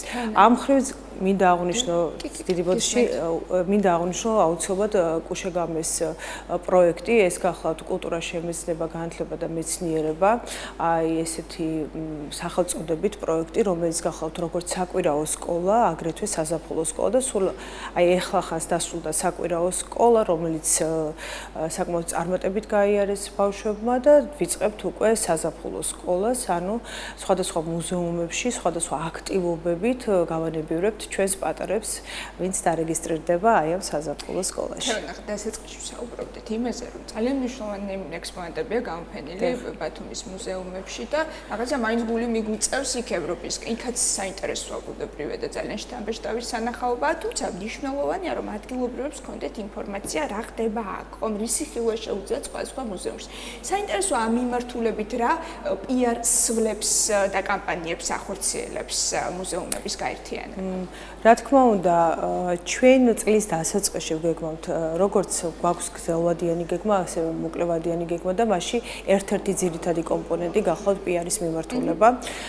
მაგალითად, თუ თქვენ ახლა გავიდით ქალაქის ქუჩებში, არაერთი ავტობუსი შეგხვდებათ, რომელზეც ჩვენი მუზეუმების შესახებ ინფორმაცია და ბანერებია დატანილი. აგრეთვე გვაქვს ეგრეთ წოდებული ელექტრობანერები, რომლებიც სხვადასხვა ქუჩებში არის და იქაც ჩვენ შესახებ ვიდეო რგოლები გადის. საკმაოდ აქტიურად თქვენი წყალობით ვიყენებთ ტელევიზიას, რისთვისაც ძალიან დიდ მადლობას გიხდით და აგრეთვე, რა თქმა უნდა, ბეჭდვით მასალას, რომელიც აი მინდა გითხრათ ერთი რამ, რომ თუ ჩვენ მუზეუმებზე საუბრობთ, მუზეუმების შესახებ ინფორმაცია არის აბსოლუტურად ყველგან დაწყებული აეროპორტიდან, როდესაც შემოდის ვიზიტორი, დასრულებული, ესე იგი, ტრანსპორტში გითხარით, როგორც ვიდეო რგოლი გადის, აგრეთვე გარედან არის გამოკრული ბანერები, აგრეთვე სასტუმროებში არის ჩვენ შესახებ ინფორმაციები, როდესაც ვიზიტორი მიდის სასტუმროში და აკეთებს ჩეკინს, აუცილებლად ჩვენ შესახებ ინფორმაცია. ძალიან ყველა მიმართულებით ეს PR მარკეტინგული, ასე ვთქვათ, გზები და ხრიკები საკმაოდ კარგად გვაქვს გათვისებულები და გამოყენებული. ესე მარტივად, რომ პიკასოს ერთი თუნდაც ყველაზე უმნიშვნელო ნახატი თავის შემოქმედებაში, რომ ჩამოიტანოთ ბათუმში, აურაცხელი რაოდენობის დამთვალიერებელი ეყოლება მუზეუმს. აი, ამ მიმართულებით გეგმავთ თუ რაღაცა გრანდიოზულ სიურპრიზს, რაც ყველასთვის ინდიკატორი იქნება იმისთვის, რომ რაღაც განსაკუთრებული ხდება. შეიძლება პიკასო არა, მაგრამ კაპას გამოფენა ალბათ თქვენ გახსოვთ, ხომ, რომელიც გამოფინეთ ჩვენ. რა თქმა უნდა, ამ მიმართულებით, იცით რა ხდება? კაპა მაინც იმ ჟანრის შემოქმედია, რომელიც ახლა მაინც ერთეულებმა იციან. საუბრობ აი განსაკუთრებით. ანი, თქვენ დაგავიწყდათ ალბათ, რომ ჩვენ 7 მუზეუმს ვაერთიანებთ და ჩვენთან ფოტოგრაფია შედის, ხატრობა შედის, სხვადასხვა ისტორიას და ასე შემდგომ. შესაბამისად, ჩვენ მივყვებით ჩვენს გეგმას, რომლებიც აი სწორედ მაგაზე გესაუბრებოდით, რომ გრძელვადიანი გეგმაა და აი ამ გეგმის მიხედვით მოქმედებს. ჩვენ გვაქვს მოლაპარაკება სხვადასხვა მუზეუმებთან. აი მაგალითად, მომავალ კვირაში სტამბულის გალერეიდან ჩამოდის მხატვარი, რომელიც გამოფენს თავის გამოფენას და აუცილებლად დაგპატიჟებთ ამ გამოფენაზეც. ანუ ასეთი ტიპის შედევრებზე, აი ესე მარტივად არ ხდება ასეთი ტიპის შედევრის ჩამოტანა. ჩვენაც როდესაც გაგვაქვს ჩვენი ექსპონატი, უამრავი პროცედურა არის გასავლელი იმისათვის, რომ გავიტანოთ ეს ექსპონატი. მილიონებად არის შევსებული. რა თქმა უნდა, ამაზე ძალიან ბევრი უნდა იშრომო იმისათვის, რომ შეიძლება წლები დაგჭირდეს იმისათვის, რომ უსაფრთხოება. მაგალითად, გეტყვით, რომ ლუვრის მუზეუმთან გვაქვს მოლაპარაკება გარკვეულ საკითხებთან დაკავშირებით, განსაკუთრებით იმ კრატერთან დაკავშირებით, რომელიც მათთან არის გამოფენილი, რომ გვინდა რომ რაღაცნაირად ეს ჩვენი კრატერი და ეს კრატერი ერთად გამოიფინოს, მაგრამ ეს ასე მარტივი რა თქმა უნდა არ არის. აი სტამბულელი არტისტი ახსენეთ, ხო? მოდით ვისაუბროთ, დავაანონსოთ, როდის ჩამოდის, სად შეიძლება დამთვალიერებელი მოვიდეს, საინტერესოა. ესე იგი, გალერეაში ემრე აქარი ჩამოდის 1 აგვისტოს იხსნება ეს გამოფენა. ეს არის ახალგაზრდა არტისტი, რომელიც რეალურად თანამშრომლობს ძალიან ბევრ მუზეუმებთან თურქეთის რეგიონში და რა თქმა უნდა, ვეპატიჟებით ყველას 1 აგვისტოს ჩვენთან. აი თქვენ გაუტენთეონ ახსენეთ მერვე მუზეუმი. შემთხვევით ეს ხულოს ეს გახავთ კინოს მუზეუმი, უკვე დასრულდა. ძველფოთში შევინო ხოლმე საინტერესო პროექტი ხორციელდება. ვისაუბროთ ამ მუზეუმზე, როდის იქნება მზად დამთვალიერების მისაღებად. ეს არის სულიკო ჟღენტის სახელობის ბათუმის კინოს მუზეუმი, რომელიც ფაქტობრივად რეაბილიტაცია დასრულებულია. ეხლა უკვე ვიწყებთ დიზაინზე მუშაობას, ცოტა ხანში დაიწყება მისი აღჭურვა და დიზაინის ნაწილში ამ მიმართულებით მუშაობა და ვარაუდობთ, რომ სადღაც წლის ბოლოსთვის ალბათ ნახოთ, შეიძლება ხმამაღალი ნათქვამი გამომივიდეს, მაგრამ ყოველ შემთხვევაში პრეზენტაციას მაინც გავაკეთებთ ამ მუზეუმისას და შემდგომ უკვე ძირითადი ნაწილი ექსპონატებით აღჭურვა დაიწყება და მომავალ წელს სრულყოფილად ჩაიშვება მუშაობაში. მადლობა, რომ გიყავით ჩვენთან ერთად, გემშვიდობებით.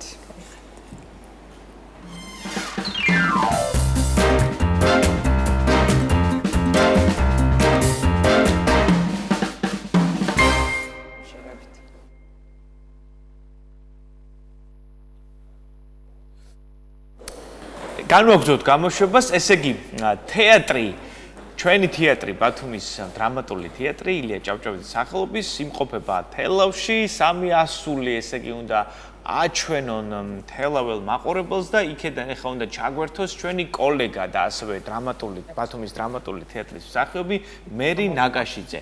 მერი, მოგესალმები და გისმენ, აბა. შუადღემშვიდობის. ესე მაინც დაგინახო, დიდი ხანია არ მინახი ხარ და. შუადღემშვიდობის, გიორგი ანი. ქალაქ თელავში ვარ, ვაჟა-ფშაველას სახელმწიფო პროფესიულ დრამატულ თეატრში და როგორც ახსენე, ბათუმის ილია ჭავჭავაძის სახელობის პროფესიული დრამატული თეატრი ერთი კვირით გასტროლებით იმყოფება ამ შესანიშნავ ადგილზე. რამოდენიმე სპექტაკლი გვაქვს ჩამოტანილი, ძალიან ბედნიერია მსახიობები და ძალიან კარგი სიტუაცია. დღეს არის პირველი სპექტაკლი, რომლის რეჟისორიც ალექსანდრე ქანთარია გახლავთ 1902 წელს ბათუმში მიხეილ ბულგაკოვის პიესით არის დადგმული ეს სპექტაკლი და მოდით ახლა ბატონ ალექსანდრეს გავესაუბროთ ამ კვირეულის შესახებ გაგვიზიარებს ინფორმაციას და დღევანდელ სპექტაკლთანაც დაკავშირებით თუ რა მოლოდინებია. მოგესალმებით ბატონო ალექსანდრე. ეს პირველი სპექტაკლია თელავის მაყურებლისთვის და თქვენ ხართ რეჟისორი ამ სპექტაკლის. თქვენი დამოკიდებულება განწყობა და არ არის ახალი ამ თეატრში თქვენი მოღვაწეობა, ძალიან დიდი სიყვარული გაქვთ დატოვებული და აი ამ თემაზეც რა გვესაუბროთ. კი ბატონო, მივესალმები ბათუმს, მართლა ჩვენ ვიმყოფებით ახლა კახეთის შესანიშნავ ქალაქში, ერეკლემეთის ქალაქში. და წარმოადგენთ სამ სპექტაკლს. ერთი, რომელიც დღეს იქნება ეს ბულგაკოვის პიესა, სტალინი 1902 წელს ბათუმში, შემდეგ იქნება 300, უკვე სალომე ჩიჯავაძის დადგმით, ოლიგა პეკაკაბაძის და დავხურავთ ამ გასტროლს, რაც მინახავს, ვერ არ ნახავს, აბსენტით საგარელის, რომელსაც უკვე დიდი ისტორია აქვს. მის ბატონი ალექსანდრეს რეჟისორს ვთხოვ გითხრას თუ ესმის მაყურებელს. მაყურებელს თუ ესმის რა გიორგი, აბა კარგად რო გითხრას. მერი შენი ხმა გვესმის. მოვიდა, ხმა შეგიძლია განაგრძო მერი. ჩემი ხმა არ გესმოდა თქვენ. არის მოდა ჩემი ხმა, მეგობრებო. აი ახლა გვესმის. ბათუმი. ისმის. ესე იგი თავიდან დავიწყო? გამიმეოროთ. არა, ნუ სამი სპექტაკლი გვაქვს მე ახლა. დღეს არის ბულგაკოვის პიესის მიხედვით. რა ვიცი, მოლოდინი გვაქვს, რომ საინტერესოდ უნდა წავიდეს, აქაც არის დიდი მზაობა, სწორედ მაყურებლის და იმედი მაქვს, რომ ეს გასტროლები წარმატებული იქნება. მე ამ ქალაქთან, ამ თეატრთან მაკავშირებს წლები, ასე რომ არის კიდე რაღაც გარკვეული ემოციური მდგომარეობაც, რა თქმა უნდა, როდესაც ეხლა ვიმყოფები აქ. ვფიქრობ, რომ ყველაფერი კარგად იქნება და მსახიობისთვის ყოველთვის არის საინტერესო სხვა მაყურებელთან შეხვედრა. აქ არის უკვე და განსხვავებული მაყურებელი და შევხედავთ იმედია, რომ ყველაფერი კარგად იქნება და ბათუმს და ბათუმელებს არ შევარცხებთ. რაც ყველაზე მნიშვნელოვანია გიორგიანი, მსახიობები, რომლებიც 1902 წელს ბათუმში არიან დაკავებულები, დავით მამრიკიშვილი და ტამანგო ჟღერია, აი ჩვენი თეატრის ახალი სისხლი და ხორცია, მათთვის ეს გასტროლი არის უნიშნულოვანესი და მინდა რომ ეხლა თითოეულ მათგანს გავესაუბრო და მათი გამოცდილება, დამოკიდებულება გაგვიზიაროთ. დავით, შენგან დავიწყოთ. მოგესალმებით, გამარჯობა. გამარჯობა. მითხარია, მოგესალმებით კიდევ ერთხელ. ძალიან მითხარია, რომ ერთი კვირი წამოვედით საოცარ ქალაქში, თელავში. ფანტასტიკურ დღეებს ვატარებთ, უკვე მესამე დღე. აქ ვარ დღეს პრემიერა, მოქვს მე ახლა შევედი ამ სპექტაკლში და ორმაგად ღელავ, ორმაგად დიდი პასუხისმგებლობა. ილოცავ და ყველაფერი კარგად იქნება. ვცდილობ მაქსიმალურად. ბატონი ალექსანდრეს ხელშეწყობით, რა თქმა უნდა, რომ მაქსიმალურად ყველაფერი იყოს იდეალურად, ველოდებით თელავალ მაყურებელს, როგორც გადმოცემით ვიცით, ფანტასტიკური მაყურებელი ყავს თელავს. საოცარი ქალაქია, საოცრად დახვდნენ, ძალიან თბილი გარემოა და ვატარებ შესანიშნავ დღეებს. ამიტომ იმედი გვაქვს, რომ დღეს დღევანდელი საღამოს ჩაივლის ფანტასტიკურად და იქნება ემოციების გასვლა გამოსვლა მსახიობებსა. პრემიერა მაქვს, ამბობდა, ნერვიულო? ნერვიულო. რა თქმა უნდა, როგორც ყველა მეც ნერვიულობ, მაგრამ მაინც ვცდილობ, რომ თავისთავად არიყვანო. კამანგო, შენი ემოციები გაგვიზიარე, უკვე მერამდენჯერ ხარ, რამოდენიმეჯერ ხარ გასტროლზე და გაქვს ეს გამოცდილება. აი ეხლა რა მოლოდინები გაქვს, იმიტომ რომ ყველა ქალაქს თავისი მაყურებელი ყავს, რაღაცა ესეთი სიყვარულის ემოციის გაზიარება ინდივიდუალურად იციან და აი როგორც მსახიობს, მაინც წინასწარ გვაქვს რაღაც ემოციები და შეგრძნებები და მინდა რომ აი ამ თემაზე ვისაუბროთ. კი ბატონო, მოგესალმებით კიდევ ერთხელ ყველას, გისურვებთ ყოველივე საუკეთესოს და ერთ პატარა ამბავს მოგიყვებით. მე და დავითი გუშინ ქალაქში როცა ვსეირნობდით, გუშინ ქალაქში როცა ვსეირნობდით, ნუ ხო ყველგან არის ეს ბანერები, პლაკატები და გავრცელებულია ინფორმაცია, რომ არის სპექტაკლები და ვისაც კი ვეთყოდით, რომ აი ჩამოვედით ბათუმის თეატრი, მოდიოდნენ, გვეხუტებოდნენ, გვეფერებოდნენ, გუშინ გავით მე და დადუ გავედით მაღაზიაში, ცოტა დავიბენით საწასული ყავით არ ვიცოდით და შეხვდა ადამიანი, რომელმაც რო გაიგო, რომ ბათუმის თეატრი ვართ ჩამოსული, უნდა ვითამაშოთ სპექტაკლიო, გადმოვიდა, ჩაგვეხუტა, მოგვეფერა, მოგვიყვანა და აი ის სითბო, რაზეც მე გამიგია, ეს აშკარად იგრძნობა და დარწმუნებული ვარ, რომ ამ სამივე სპექტაკლს ეყოლება ძალიან კარგი მაყურებელი და ყველაფერი ისე ჩაივლის, როგორც ესე იგი, ქალაქში ხმა ისეა გავარდნილი, რომ უკვე ქუჩაში ხვდებიან და ესე გაცილებენ პატივისცემით და ჩვენც ძალიან დიდი პასუხისმგებლობა გვაკისრია, რომ სპექტაკლი და ემოცია ისე გაუზიაროთ მაყურებელს, რომ ოვაციები არ დაგვაკეთდეს. დავით, რაღაცის თქმა გინდა. ხო, სხვადასხვა ადამიანები, რომლებიც ხვდებოდნენ ქალაქში, ძალიან ბევრი ადამიანი იყო თელავის თეატრის თანამშრომელი. იმდენად დადებითი ემოციები მოდის მაგრამ და იმდენად რაღაცა ზონებულები არიან ამბით და ჩვენს რომ გამორიცხულია რომ დადებითი ემოციით არავისოს მსახიობი. ასე რომ კარგია თუ ბევრი მსგავსი გასტროლი იქნება ბათუმის თეატრში. ერთი კვირით ვართ ჩამოსულები და ძალიან სასიამოვნო. მოდით ახლა ყველაზე მნიშვნელოვანი რაც არის, სელფის არის კიდევ ეს დამატებით ძალიან დიდი გამოცდილება. იმიტომ რომ ბათუმში ჩვენს ქალაქში როცა ვთამაშობთ, რა თქმა უნდა, ძალიან დიდი ბედნიერება და ფუფუნება, მაგრამ როცა გავდივართ საბერძნეთში ვიყავით სხვა ემოციები იყო, ახლა სხვა მოლოდინები გვაქვს და ერთმანეთზე უკეთესი და საინტერესო ატმოსფეროა და ყოველდღიურად ველოდებით სპექტაკლი. კი ბატონო, ყველაზე მნიშვნელოვანი რაც არის როლები, რომელსაც თქვენ ასრულებთ, იმიტომ რომ აქაც გვაქვს ორმაგად პასუხისმგებლობა მაყურებელს, თითოეულ მაყურებელს საკუთარი დავანახოთ და იმ პრობლემის წინაშე დავაყენოთ, ხო, ხელოვნება ხო ამისთვის არის, რომ შემდეგ ცხოვრებაში თუნდაც დაფიქრდეს და გამოიყენოს ეს ყველაფერი. აი პირადად შენ რა როლი გაქვს, თუნდაც ამ 3 დღის განმავლობაში რამოდენიმე სპექტაკლში თამაშობ? რაც მინახავს, ვეღარ ნახავში თამაშობ. თამაშობ სიძეს შეყვარებულიც ძალიან კარგი ვარდი სპექტაკლი სპექტაკლია და ძალიან საინტერესოა ის რომ არ არის მხოლოდ ერთფეროვანი რეპერტუარი ჩამოტანილი, ანუ არის დრამატულიც, ფსიქოლოგიური დრამაც, კომედიაც და ნებისმიერი გემოვნების მაყურებელი იქნება მაყოფილი მე დარწმუნებული ვარ. კი ბატონო, და შენს როლზე რა სიტყვები? მე ვთამაშობ სპექტაკლში 1902 წელს ბათუმში, სტალინი და ვთამაშობ ბატონი იოსების კურსელს, გიმნაზიელს და პირველად ვთამაშობ დღეს და იმედი მაქვს რომ ყველაფერი ჩაივლის ძალიან კარგად. მზად ვარ ბატონი ალექსანდრეს იმედი მაქვს რომ თვალის არ დავუწევს იმედებს და ისიც უნდა თქვას რომ ჩვენ ვართ მოწვეული მსახიობები და ეს ორმაგად და სამმაგად დიდ პასუხისმგებლობაა რომ რაც შეიძლება კარგად წარმოვაჩინოთ ჩვენი ქალაქი. მე გულენ მიგრძნობს რომ მოწვეული მსახიობები არ იქნებით. ამიტომ ხა აუცილებლად მაყურებელს მინდა გაუზიარო ინფორმაცია, რომ აი ამ დღეების განმავლობაში თვითონ დასი არის ძალიან შემართებით, თითქმის ყოველდღურად ვარჯიშობთ კიდევაც, სწორადაც ვიკვებებით და ენერგიულად ვართ, იმიტომ რომ ორმაგი პასუხისმგებლობა გვაკისრია. ხოლმე აუცილებლად გაგიზიარებთ ინფორმაციას სპექტაკლთან დაკავშირებით. გიორგი, ანი, ხო არ გაქვთ რაიმე კითხვა? მე მაქვს ერთი კითხვა. მე მოდი ზოგადად გასტროლის მნიშვნელობაზე გითხარი. როგორ ახლოვებს ის დასის წევრებს. ალბათ ერთმანეთს კიდევ უფრო განსხვავებულად ეცნობით ხომ და შემდგომ ეს დაახლოება პროდუქტზეც აისახება. აი მოგვიყევი ზოგადად თქვენი ყოველდღიურობა გასტროლის ჟამს. კი ბატონო, ძალიან კარგი კითხვა, მე დავიწყებ ჩემით. თავისუფლებას მიცემ, იმიტომ რომ მეც მსახიობი ვარ. გასტროლის დროს ჩვენ ყველამ ვიცით, თითქოს ადამიანს უფრო კარგად ამოიცნობ და გაიგებ ვიდრე აი რაღაც ყოველდღიურ ნახვაში თქო, ხო? ესეთი მოსაზრება არსებობს და ეს მართებულია, იმიტომ რომ ჩვენ ერთად ჭამთ, ერთად ვსვამთ, საღამოსაც ერთად ვატარებთ და აი გარდა თეატრისა და პროფესიული დატვირთვისა, ერთმანეთს ისტორიებს ვუყვებით და ყველაზე მნიშვნელოვანია ხა ჩემი გადმოსახედიდან რაც არის, მე რო ხედავთ ამანგოს და დავითს და ჩემს კოლეგებს, რომლებიც აქ არ არიან და ფიზიკურად ვერ ჩავთეთ, აქედან მივესალმები და მოვესიყვარულები, ძალიან დიდი სიყვარული ტრიალებს ჩვენში.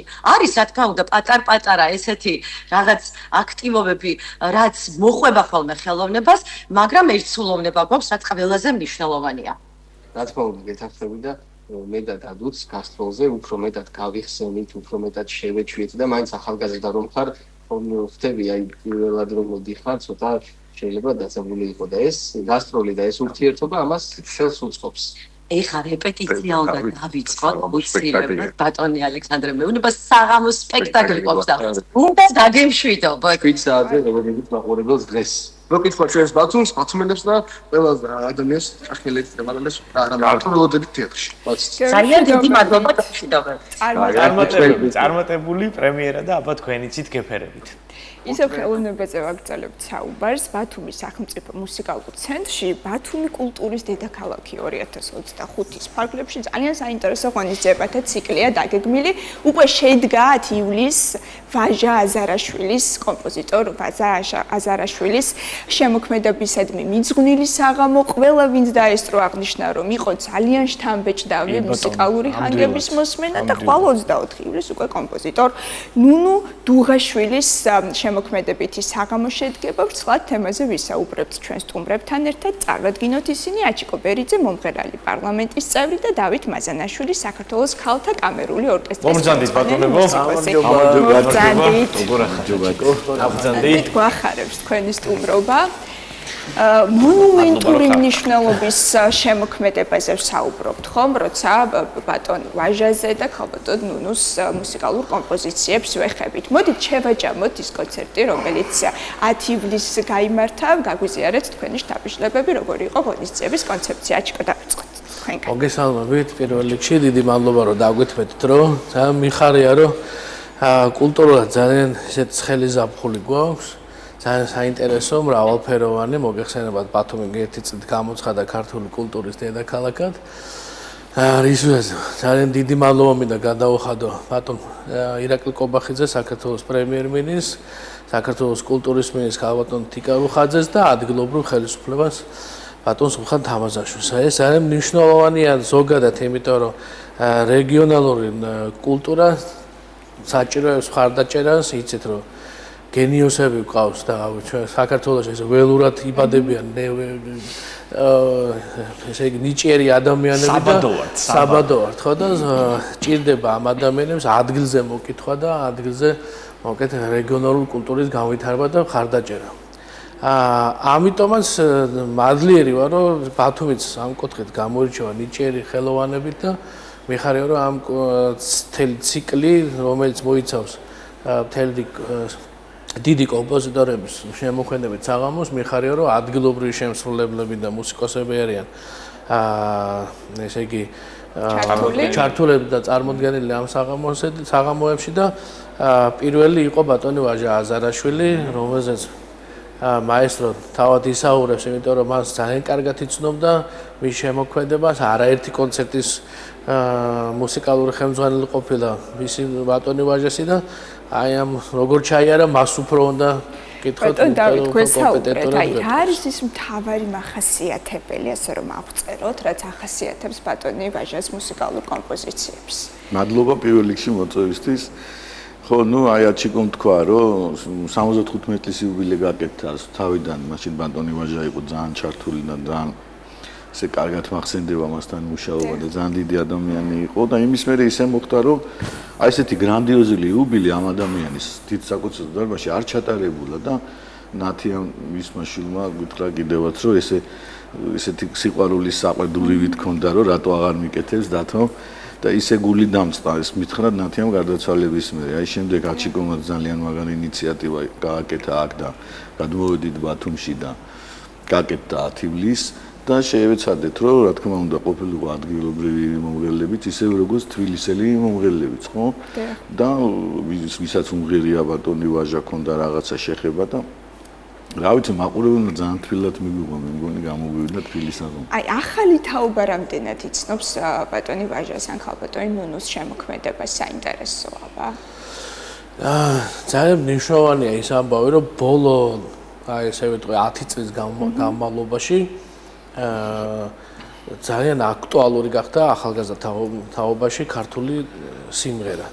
ამას პირადი დაკვირვებითაც რაღაცა ესე უყურებ და ვაკვირდები ჩვენ საღამოებზე ხა სხვას რომ სხვა არ მივედო და მოვედო ზოგადად რო არ ვისაუბრო ალილოს კონცერტებზე რომ თავიდან 40 და ზემოთ ასაკის ადამიანები ესწრებოდნენ და აი ხა დღეს რომ მობრძანდეთ ჩვენ საღამოებზე 90% სულ ახალგაზრდობა არის და ძალიან მიხარია რომ აი TikTok-ით, Instagram-ით და სოციალურ ქსელებში რომ უყურებ არ არსებობს ახალგაზრდა თაობაში წვეულება რომ ქართული სიმღერით არ დასრულდეს და ქართულ სიმღერაზე არ იცეკვონ და ერთად არ ამღერდნენ და ასე შემდეგ. ამ შესაბამისად აი ეს ახალმა ვერსიებმა ალბათ გახლებურად გააჟღერებულმა ხო ამ სიმღერებმა და კომპოზიციებმა რაღაცა აი ახალი მუხტი და შემატეს და ახალი სისხლი გადაესხა აი ძველებურად ორიგინალში ამღერებულ აი ძალიან საინტერესო თემას შეეხეთ ახლა იგივე არის ქორეოგრაფიაშიც ხო რაღაც ძველის მეტამორფოზა ხდება ხომ ტრანსფორმირება ხდება ზოგი ამას სკეპტიკურად უყურებს და ამბობს რომ ის ძველი ურჩევნია ზოგი მიესალმება აი თქვენი დამოკიდებულება როგორია ბატონ დავით ამასთან მიმართებაში მნიშვნელოვანია რომ ხელოვნების ნიმუშები თითქოს დროს დაიწიოს თუ რაღაცა მონუმენტურად უნდა დარჩეს იცით რა მე აი ბედნიერი ადამიანი ვარ რომ ამ დიდ კომპოზიტორებთან ერთად აი მაგათ ხელში გავიზარდე და მქონდა ურთიერთობა ბატონ გია ყანჩელთანაც ბატონ ბიძინა კორინაძესთან აზარაშვილთანაც და ასე შემდეგ რო არ ჩამოვყვე მათი აზრი ვიცი როდესაც ვაკეთებდი მაშინ პატარა ბიჭი ვიყავი არათუ მიშლიდნენ სრულ თავისუფლებას მაძლევდნენ და თვითონვე სიამოვნებდათ რომ უსმენდნენ ახალ ვერსიას ამიტომაც გავთამამდით დღეს და ვიცი რომ ბატონ ვაჟას ეს მოეწონებოდა იმიტომ რომ თვითონ იყვნენ ესეთი ნოვატორი ადამიანები და არასოდეს არ დაუშვებდნენ იმას რომ სიმღერა დაწერა 50 წლის უკან და გინდა თუ არა დღეს ესე უნდა აჟერდეს არა თვითონვე იყვნენ ესეთი თანამედროვე ადამიანები ამიტომ მიდგომა ძალიან სწორია როგორ შეიძლება რომ 50 წელი ერთ და იგივე ვერსიით თვითონ მომღერალი აი ყაჩიკო დამეთანხმება შარშან რო იმღერა წელს სიმღერებს სხვანაირად შეუძლებელია ერთ და იგივე კონცერტზე მუსიკა ერთი თაობისთვის და ერთი ეპოქისთვის არ იწერება მუსიკა იწერება და რჩება თაობებისთვის და შესაბამისად ის დრო თვითონ განსაზღვრავს და ითხოვს უკვე რაღაც ოდნო რაღაცა გათანამედროვებას და შესაბამისად კარგი ტონია მოკლედ უნდა მივესალმებოდეთ. თქო თავარია რომ რაღაცა ფუნდამენტი არ შეიცვალოს. რა თქმა უნდა იქ ჰარმონიას არავინ არ ეხება და იგივე ხდება პრინციპში ქართულ ეროვნულ ნაციონალურ ბალეტში ცეკვაში ხო, როდესაც რაღაც ახალი ელემენტები შემოდის, თუმცა ძველი კლასიკად რჩება. აჩიკო შენ ახსენე რომ საქართველოს და ნამდვილად არის საბადო ნიჭიერი ადამიანების მოდით ჩვენს ქალაქზეც ვისაუბროთ. ბათუმს რა წვლილი აქვს ქართულ მუსიკაში და ბათუმელ მუსიკოსებს მოდით ამ თემაზე ვისაუბროთ. ერთ-ერთი წარმომადგენელი ნათელი თქვენ ბრძანდები. ცოტა გამიჭირდება საკუთარ თავზე საუბარი, თუმცა მე ამ ქალაქში გავიზარდე და ამ ქალაქში შემიყვარდა ქართული მუსიკა. თუნდაც 6 აგვისტოს ვებზადებით ბატონი გურამ თამაზაშვილის სახელობის ქალაქური სიმღერების ფესტივალისთვის. ეს კაცი ჩვენი კუთხიშვილი იყო, დიდი ქართული ხვემის სოლისტი იყო და აქედან წასულმა თუ რა ავტორიტეტი და რამხელა სიყვარული დაიმსახურა მთელ ქვეყანაში, მოგეთ ეს ყველასთვის გასაგებია. ეს ფესტივალი უკვე მე-14 წელია, რაც ბათუმში ტარდება და ერთხელაც არ მიგზნია, რომ მაყურებელი და მსმენელი მოაკლდებოდა შემდეგ წელს ამ ფესტივალს. შესაბამისად, არანორმალურად დიდი სიყვარული აქვს ბათუმში ქართული სიმღერის ზოგადად ხელოვნების მიმართ. მე იმ თაობის წარმომადგენელი ვარ, რომელიც ჩვენ დროს ჯერ კიდევ ბავშვთა ოპერის მონაწილე ვარ და ის 300 ბავშვი გავიზარდეთ თეატრში ერთად მუსიკის სიყვარულში და არა მხოლოდ ქართული მუსიკის სიყვარულში, ეს იყო სოფლიო კლასიკას ვეზიარებოდით და აი ეს თაობა ეხა გავიზარდეთ და იმ თაობის ადამიანებს ეხლა მე სენაძროდ გავარ, დარბაზში ვხედავ და ისინი შეიძლება ხელოვნებას ბოლომდე არ გაყრენ, მაგრამ ხელოვნების დიდი დამფასებლები გაიზარდნენ და ეხლა დარბაზში არიან და შეფასებას აკეთებენ და ეს ჩვენთვის ძალიან მნიშვნელოვანია, როგორც ხელოვანისთვის და ეხლა როგორც ერთ-ერთი ორგანიზატორისთვის ეს ამ საღამოების, იმიტომ რომ ამ ქალაქში ისეთ დონეზე არის და კულტურის ესე როგორც აღქმა რომ ხო, იმიტომ ვცდილობთ რომ ეს დონე არ დავარდეს ამ შემოქმედებითი კონცერტების იქნება თუ რაღაც საღამოების, იმიტომ რომ ზუსტად იცის ბათუმელმა მსმენელმა მაყურებელმა და ბათუმელმა რას ნიშნავს მაღალი ხელოვნება და შესაბამისად ვცდილობთ რომ მონაწილეების და შემსრულებლებიც და მუსიკოსებიც მოვიწვიოთ ისეთ რომელიც ამ დონეს დააკმაყოფილებს. თან მუდმივად ხდება ხო ქართული თქვა ესტრადის და იგივე სცენის შევსება ბათუმელი არტისტებით, მუსიკოსებით. ხო იგივე პროექტის გამარჯვებული არაერთი ბათუმელი ხო? მინდა კი ბატონო, შემთხვევით ვისარგებლოთ და ჩვენს თანაქალაქეს, ჩემი მეგობრის შვილს, უხან ჯაიანიშვილს, აჩი ჯაიანს მიულოცოთ ხელა წარმატება. ხო, აჩოს და მომალთაობა კიდე იზრდება და რა ვიცი. ბატონ დავით. კი, ანი, რა თქმა უნდა. ბატონ დავით, მოღვაწეობდით უცხოეთში, ხო? ნიუ-იორკში ცხოვრობდით, ძალიან წარმატებული კარიერა გქონდათ და იმ უიშვიათეს ხელოვანთა რიცხვში ხართ, რომლებიც მიუხედავად წარმატებისა დაბრუნდნენ სამშობლოში, ხო? აი ამ მიზეზებზე გვესაუბრეთ და სტიმულზე. იმიტომ მნიშვნელოვანია ეს არის მაგალითი, ვფიქრობ, ბევრი იმ არტისტისთვის, რომელიც ძალიან წარმატებულია უცხოეთში და ბუნებრივია, რომ ეს გვახარებს და გვიამაყება, თუმცა სასურველია, რომ საქართველოშიც დიდ დროს ატარებთ. ხო, ნუ რა თქმა უნდა, აქ ცხოვრობდა, იყო პერიოდი, როცა იქ ცხოვრობდი, მაგრამ იცით რა არის, არ ვიცი, შეიძლება გია ყანჩელი ამბობდა, რომ საქართველოს სამშობლოს სიყვარული პროფესია არ არისო რა, ყველას უყვარს ხო შენი სამშობლო და ეხა არ ვიტყვი რომ მიყვარს და იმიტომ რომ რა თქმა უნდა მიყვარს და აქ მინდა ვიცხოვრო, მაგრამ ერთი მაგარი რაღაცაა, რომ ყველამ ახალგაზრდამ უნდა დაიმახსოვროს, თუ საკუთარ ქვეყანაში ტას არ გიკრავენ, არც ქვეყანაში დაგიკრავენ ტას რა. თუ აქ ვერ მიაღწევ წარმატებას, ვერც არ უნდა გქონდეთ ილუზია, რომ ამერიკაში მიაღწევთ რა. შენმა საყვარელმა ხალხმა უნდა შეგიყვაროს და შენ ხალხს უნდა გააგებინო. ჩვენ აქ დავივადეთ, აქ გავიზარდეთ და არსად არ ვაპირებ წასვლას და აქ მინდა ვიყო და გასტროლის სხვა რამეა, კონცერტის სხვა რამეა, ეგრე და მოვიარეთ სოფლიო და ალბათ კიდე მოვივლით. დადგება ეგ დროს. აი ზოგჯერ ბოდიში გიოგრაფია. ესე ტენდენციაც არის, რომ თითქოს ჩვენს ქვეყანაში ჩვენს ნიშს ბოლომდე ვერ ვაფასებთ. და უკვე შემდგომ უცხოეთში როცა გაითქვამენ სახელს, აი შემდგომ იწყება მათი აღქმა. ადრე იყო, მაგრამ ეხლა ესე აღარ ხო, შეიცვალა ესე იგი ცნობიერება მიმართულებით. ეს კარგია, პოზიტიური. ხო, და თან მადლიერი რამდენად არის იგივე აქაური მაყურებელი, აქაური საზოგადოება იმისა, რომ ეხლა ვთქვათ პირდაპირ ხო, ძალიან ცოტა არტისტია დაბრუნებული უცხოეთიდან საქართველოში, ძირითადად ვინც მიდის არა მარტო ამერიკაში ყოფილ პოსტსაბჭოთა სივრცეში, ძირითადად იქ იწყებენ მოღვაწეობას, რომელიც ფინანსურად მომგებიანია მათთვის, მეტი პუბლიკა, ესე რომ ვთქვათ და აუდიტორია უფრო დიდია და შესაბამისად დაფასებაც მეტია. თუმცა თქვენ მნიშვნელოვანი პასაჟი ახსენეთ ბატონო დავით, რომ აი ქართული საზოგადოების და ქართული პუბლიკის რეაქცია ფასდაუდებელია, ხო? აი რამდენად ვაფასებთ ჩვენ ყველანი დღეს იმ არტისტებს, რომლებიც დაუბრუნდნენ საკუთარ სამშობლოს და არა მარტო რომლებიც უბრალოდ არ წავიდნენ და აქ მოღვაწეობენ. იგივე სახელმწიფო როგორ აფასებს მათ, საზოგადოება, ადგილობრივი მსმენელი, მოდით ამ ყველაფერზე ვისაუბროთ. იცით რა, მე მადლობის მეტი არაფერი არ მეტყვის. დამეთანხმება აჩიკოს და ყველა მუსიკოსი, რაც ბოლო წლებში ხდება, რაოდენობა კონცერტების თუ თეატრების წარმოდგენების, ესეთი რაოდენობა მე ხა არაფერ ახალს არ მოგონა. ეს მარტივია, ჩანს ხელის გუძი. არ ყოფილა. მე აი ნახევარ ცხოვრებაზე მეტი ვიცხოვრი უკვე, მე არ მახსენდება არც იმ კომუნისტების დროს, რომ ამბობთ, ხო? და არც ეხლა ბოლო 2-3 აი პანდემიის მერე რა რაოდენობა კონცერტიც თუ ღონისძიება საქართველოში ტარდება, თუ მე მენდობით ეხლა ამერიკაშიც მიცხოვრია და ევროპაშიც. დღესდღეობით იქაც არ ტარდება ამ რაოდენობის შემოქმედებითი საღამოები.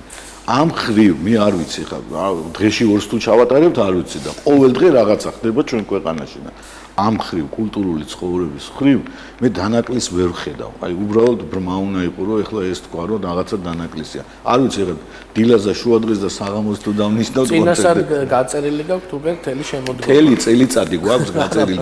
როგორც არის ცივილიზებულ ქვეყნებში ჩვენთანაც დადგა ეგ დრო რომ იცი ამ დღეს ამას აკეთებ იმ დღეს იმას. თან ეს ბუნებრივია გულისხმობს იმასაც რომ უკვე აქვს საშუალება ქართველ მუსიკოს საკუთარი საყვარელი საქმით ირჩევას თავის. ხო, ესეც ნიშანდობლივია და ეს მოყიჭებული ფრაზა რომ თუ ხელოვანი ხარ, შიმშილისთვის ხარ განწირული, ეს ტენდენცია ბილეთიც იყიდება ხალხი დადის მეცარიელი დარბაზი არ მახსოვს. არ ვიცი. ერთ-ერთ მნიშვნელოვან საკითხს უნდა შევეხო არტისტები თქვენ ხელოვანები კულტურული დესპანები ხართ, ელჩები ხართ საქართველოში, მთელ სოფლიოში, მთელი სოფლიოს მასშტაბით. რამდენად ხშირად ხდება ჩვენი კულტურის ექსპორტი საზღვარგარეთ? გულისხმობ გასტროლებს, რათა გაიცნონ ქართული კულტურა ევროპაში, აზიაში, მსოფლიოში. თუ არის, ვთქვათ, იმის შესაძლებლობა, რომ ქართული კულტურა ნახოს მსოფლიომ? იცით როგორ რამეა ხათ მე ჩვენ თავზე პირადად ჩემს თავზე ვისაუბრებ და ჩვენ გვაქვს ალილოს წელიწადში 3-ჯერ 4-ჯერ ქვეყნიდან გავდივართ და გვაქვს იმის შესაძლებლობა რომ შევხვდეთ სხვადასხვა ქვეყნის მსმენელთა და ის ძირითადად მაინც შეხვედრა არის ქართულ ემიგრაციასთან იმ მონატრებასთან რომელიც ასე ტკივად ჩვენ აქეთ და ასე ტკივად იმათ მე გავსი ემოცია, რასაც იქ ჩვენ ხვდებით, ну ბუნებრივია, გარდა ქართველებისა, იქ ადგილობრივი მსმენელიც ამ ყველაფერს ხედავს ის მოვა ნებისმიერ შემთხვევაში და ის იმ ქართველებს კომუნიკაცია აქვს და ეპატიჟებიან დიდი სიყვარულით, რომ აი ამ ქვეყნიდან ვართ, ესეთი ქვეყნის შვილები ვართ, ესეთ კულტურას ფლობთ და ისინი სულ დიდი სიამაყით მოკეთ ეპატიჟებიან და ეს ჩვენთვისაც კიდევ ორმაგი პასუხისმგებლობა არის და ის ემოცია რომელსაც ჩვენ იქ ხედავთ, აი დამიჯერეთ ის 2 საათის სცენაზე დგომა, თან დიდი სიამოვნება და ამავდროულად არის გამძლეობაც, იმიტომ რომ აი სიმღერიდან სიმღერაზე რო გადავდივართ, დარბაზიდან ტირილის ხვანო გესმის და აი ბურთი მოგვადგება ხოლმე რა, აი რაღაცა თეორია გიავს ხომ დავითიანს რომ აი თეორიად ისეთ უხარხულ მდგომარეობაში ვერ დავიწყე სიმღერა და გიას ხოლმე დავითიანს მანიშნა რომ იქნებ გააგზავნოთ. აი არის ესეთი მომენტი ემოცია, ენით აუწერელი. ემოცია და აი ეს ძალიან მნიშვნელოვანია რომ ჩვენთვის ხელოვანებისთვის, იმიტომ რომ ისეთ სიტყვის კონცერტის შემდეგ რომ ხვდებით და პირად საუბრებში ისე გვიზიარებენ მათ ემოციებს რომ რომ აი ისე ძალიან მოკლედ ისეთია რა დიდი ენერგეტიკა მოდის ამ ადამიანების ძალიან და მე იქიდან რომ მოდიხარ ცოტა ხანი რაღაცა ფიქრობ სად ვიყავი რა გააკეთე რა ძალა ქართულ სიმღერას ქართულ ხელოვნებას და მე ეს ყველაფერი აღარ გაძლევს იმის საშუალებას რომ უბრალოდ ეს ხო მოდუნდე და ეს უბრალოდ მოგზაურობა არა ეს ხა მართლაც ელჩი ხარ იმ მომენტში შემიხვეწა. დიდესი პასუხისმგებლობა. ქალბატონი ნუნუს შემოქმედებით საღამოზეც ვისაუბროთ ბატონ დავით რომელიც ხვალ გაიმართება. უმაგრესი ქალბატონი. ნუ რა სიმღერები აქვს დაწერილი მეც და აჩიკოც ამაში თანხმდებით რომ ცოცხალი ლეგენდა დაგვესწრება ხვალე კონცერტზე ჩამოგზანდებოდია. მე და აჩიკო ვიყავით ამასწინეთ მისული და ნუ თხოვეთ უფლება რა თქმა უნდა ამ ხილა ქალბატონს და აი უპირობოდ გამოგვიცხადა ნდობა რაც ძალიან მინდა რომ მადლობა გადაუხადო ქალბატონ ნუნუს რომ გაგვეკეთებინა ისე როგორც ხედავთ ჩვენ ამ კონცერტს და ღელვა გვაქვს ხე პატარა რომ თვითონ დაგვესწრება და ნუ შეაფასოს ჩვენი ნამუშევარი აი ამ ხილა კომპოზიტორმა მაგრამ ნუ ყველა დამეთანხმება ეს ქალბატონი კიდევ განსხვავებული სტილისტიკის და განსხვავებული აი ჟანრში წერდა ყოველთვის რა და საოცარი სიმღერები აქვს და თან არ გავს მისი სიმღერები ერთმანეთს. აი მაგალითად ღმერთის სიყვარულს და ქართულო მიწავა ერთიან ამ დროს კახეთო აქვს იეზიდი აქვს დაწერილი თათრის გოგონა აქვს დაწერილი. აქეთ გადამრიე ანუ აბსოლუტურად სტილისტურად რო არ იცოდე რომ ნუნო დუგანშენმა დაწერა ერთი მეორესთან ბრმას ვერ აკეთებდა ეს დიდი ხელოვანის ხელწერაა და მადლობა მას ამისთვის და ძალიან მემზადებით ნახოთ. ბოლო კონცერტიდან ძალიან დიდი პაუზა არის. ქალბატონ ნუნუს კონცერტი ბოლოს 15-20 წლის წინ ჩატარდა და მოგეთ ძალიან დიდი ხანი აი ესე დიდ საკონცერტო დარბაზში არ გამართულა და ძალიან მიხარია თვითონაც აღნიშნა რომ მიხარია რომ ეს საღამო ამ ნიხრის შემდეგ არათბილისში ამეთ ბათუმში დაიგეგმაო და ჩემთვის კიდე ნორმაგად საპასუხისმგებლო არის იმიტომ რომ ჩემი აი ესე ვთქვათ წარმატება და ჩემი რაღაცა ეს განვითარება ქალბატონ ნუნუს სიმღერას და სიმღერებს უკავშირდება და მე განსაკუთრებულად მადლიერი ვარ ამ ადამიანის იმიტომ რომ ძალიან ესეთი ურთიერთობა გვაქვს ძალიან ახლო თუმცა ეს ახლო ურთიერთობა არ ნიშნავს იმას რომ რაღაცაზე თვალი დახუჭოს და თუ კრიტიკა რაღაცა თავზე ხელი გადაგისვას პირიქით კრიტიკის მიმდებობა ხო და არ ერიდება კრიტიკას განსაკუთრებით როცა საქმე ეხება მუსიკას და თავის შემოქმედებას და იმიტომ პროფესიონალი ეს ადამიანი და ვისარგებლებ შემთხვევას და მადლობას გადაუხდი მას ამ დიდი მისი შემოქმედებისთვის მისი ადამიანობისთვის მადლობა მაესტროს იმიტომ რომ აი ამ ყველაფერში დავით მაზანაშვილი იყო ჩემთან ერთად და მოკეთ ამ ორ ადამიანს განსაკუთრებულად უმადლი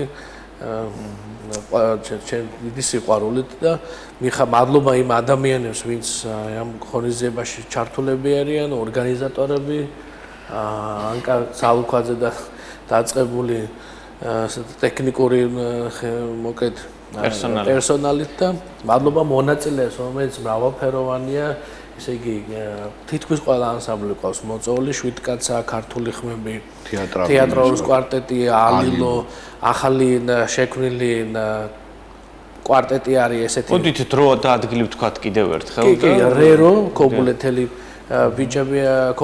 ბიჭები არიან ასევე დათუნა სირბილაძე აჩიკო ნიჟარაძე მაგდა ნიკოლეიშვილი ანიკეკუა და სამბეჭდავიან ისინი ძალიან საინტერესო მონაწილეები და ბენზესში ბათუმის მუსიკალურ ცენტრში ხვალ 24 ივლისს 20 საათზე დაიწყება საღამო რომელიც დიდი იმედი მაქვს რომ მოგზაურობს უბრალოდ თიციამონებას მივანიჭებთ. უღმესი მადლობა. დიდი მადლობა. ჩვენთან ერთად ბათუმი ნამდვილად არის კულტურის ჰაბი და ეს უფრო და უფრო მტკიცდება მსგავსი სახის ღონისძიებებით. ძალიან დიდი მადლობა ჩვენ სტუმრებს, დროებით ჩვენს მაყურებელსაც დავიმშვიდობთ გიორგი, გემშვიდობებით დროებით. ნახვამდის. დიდი მადლობა. ნახვამდის.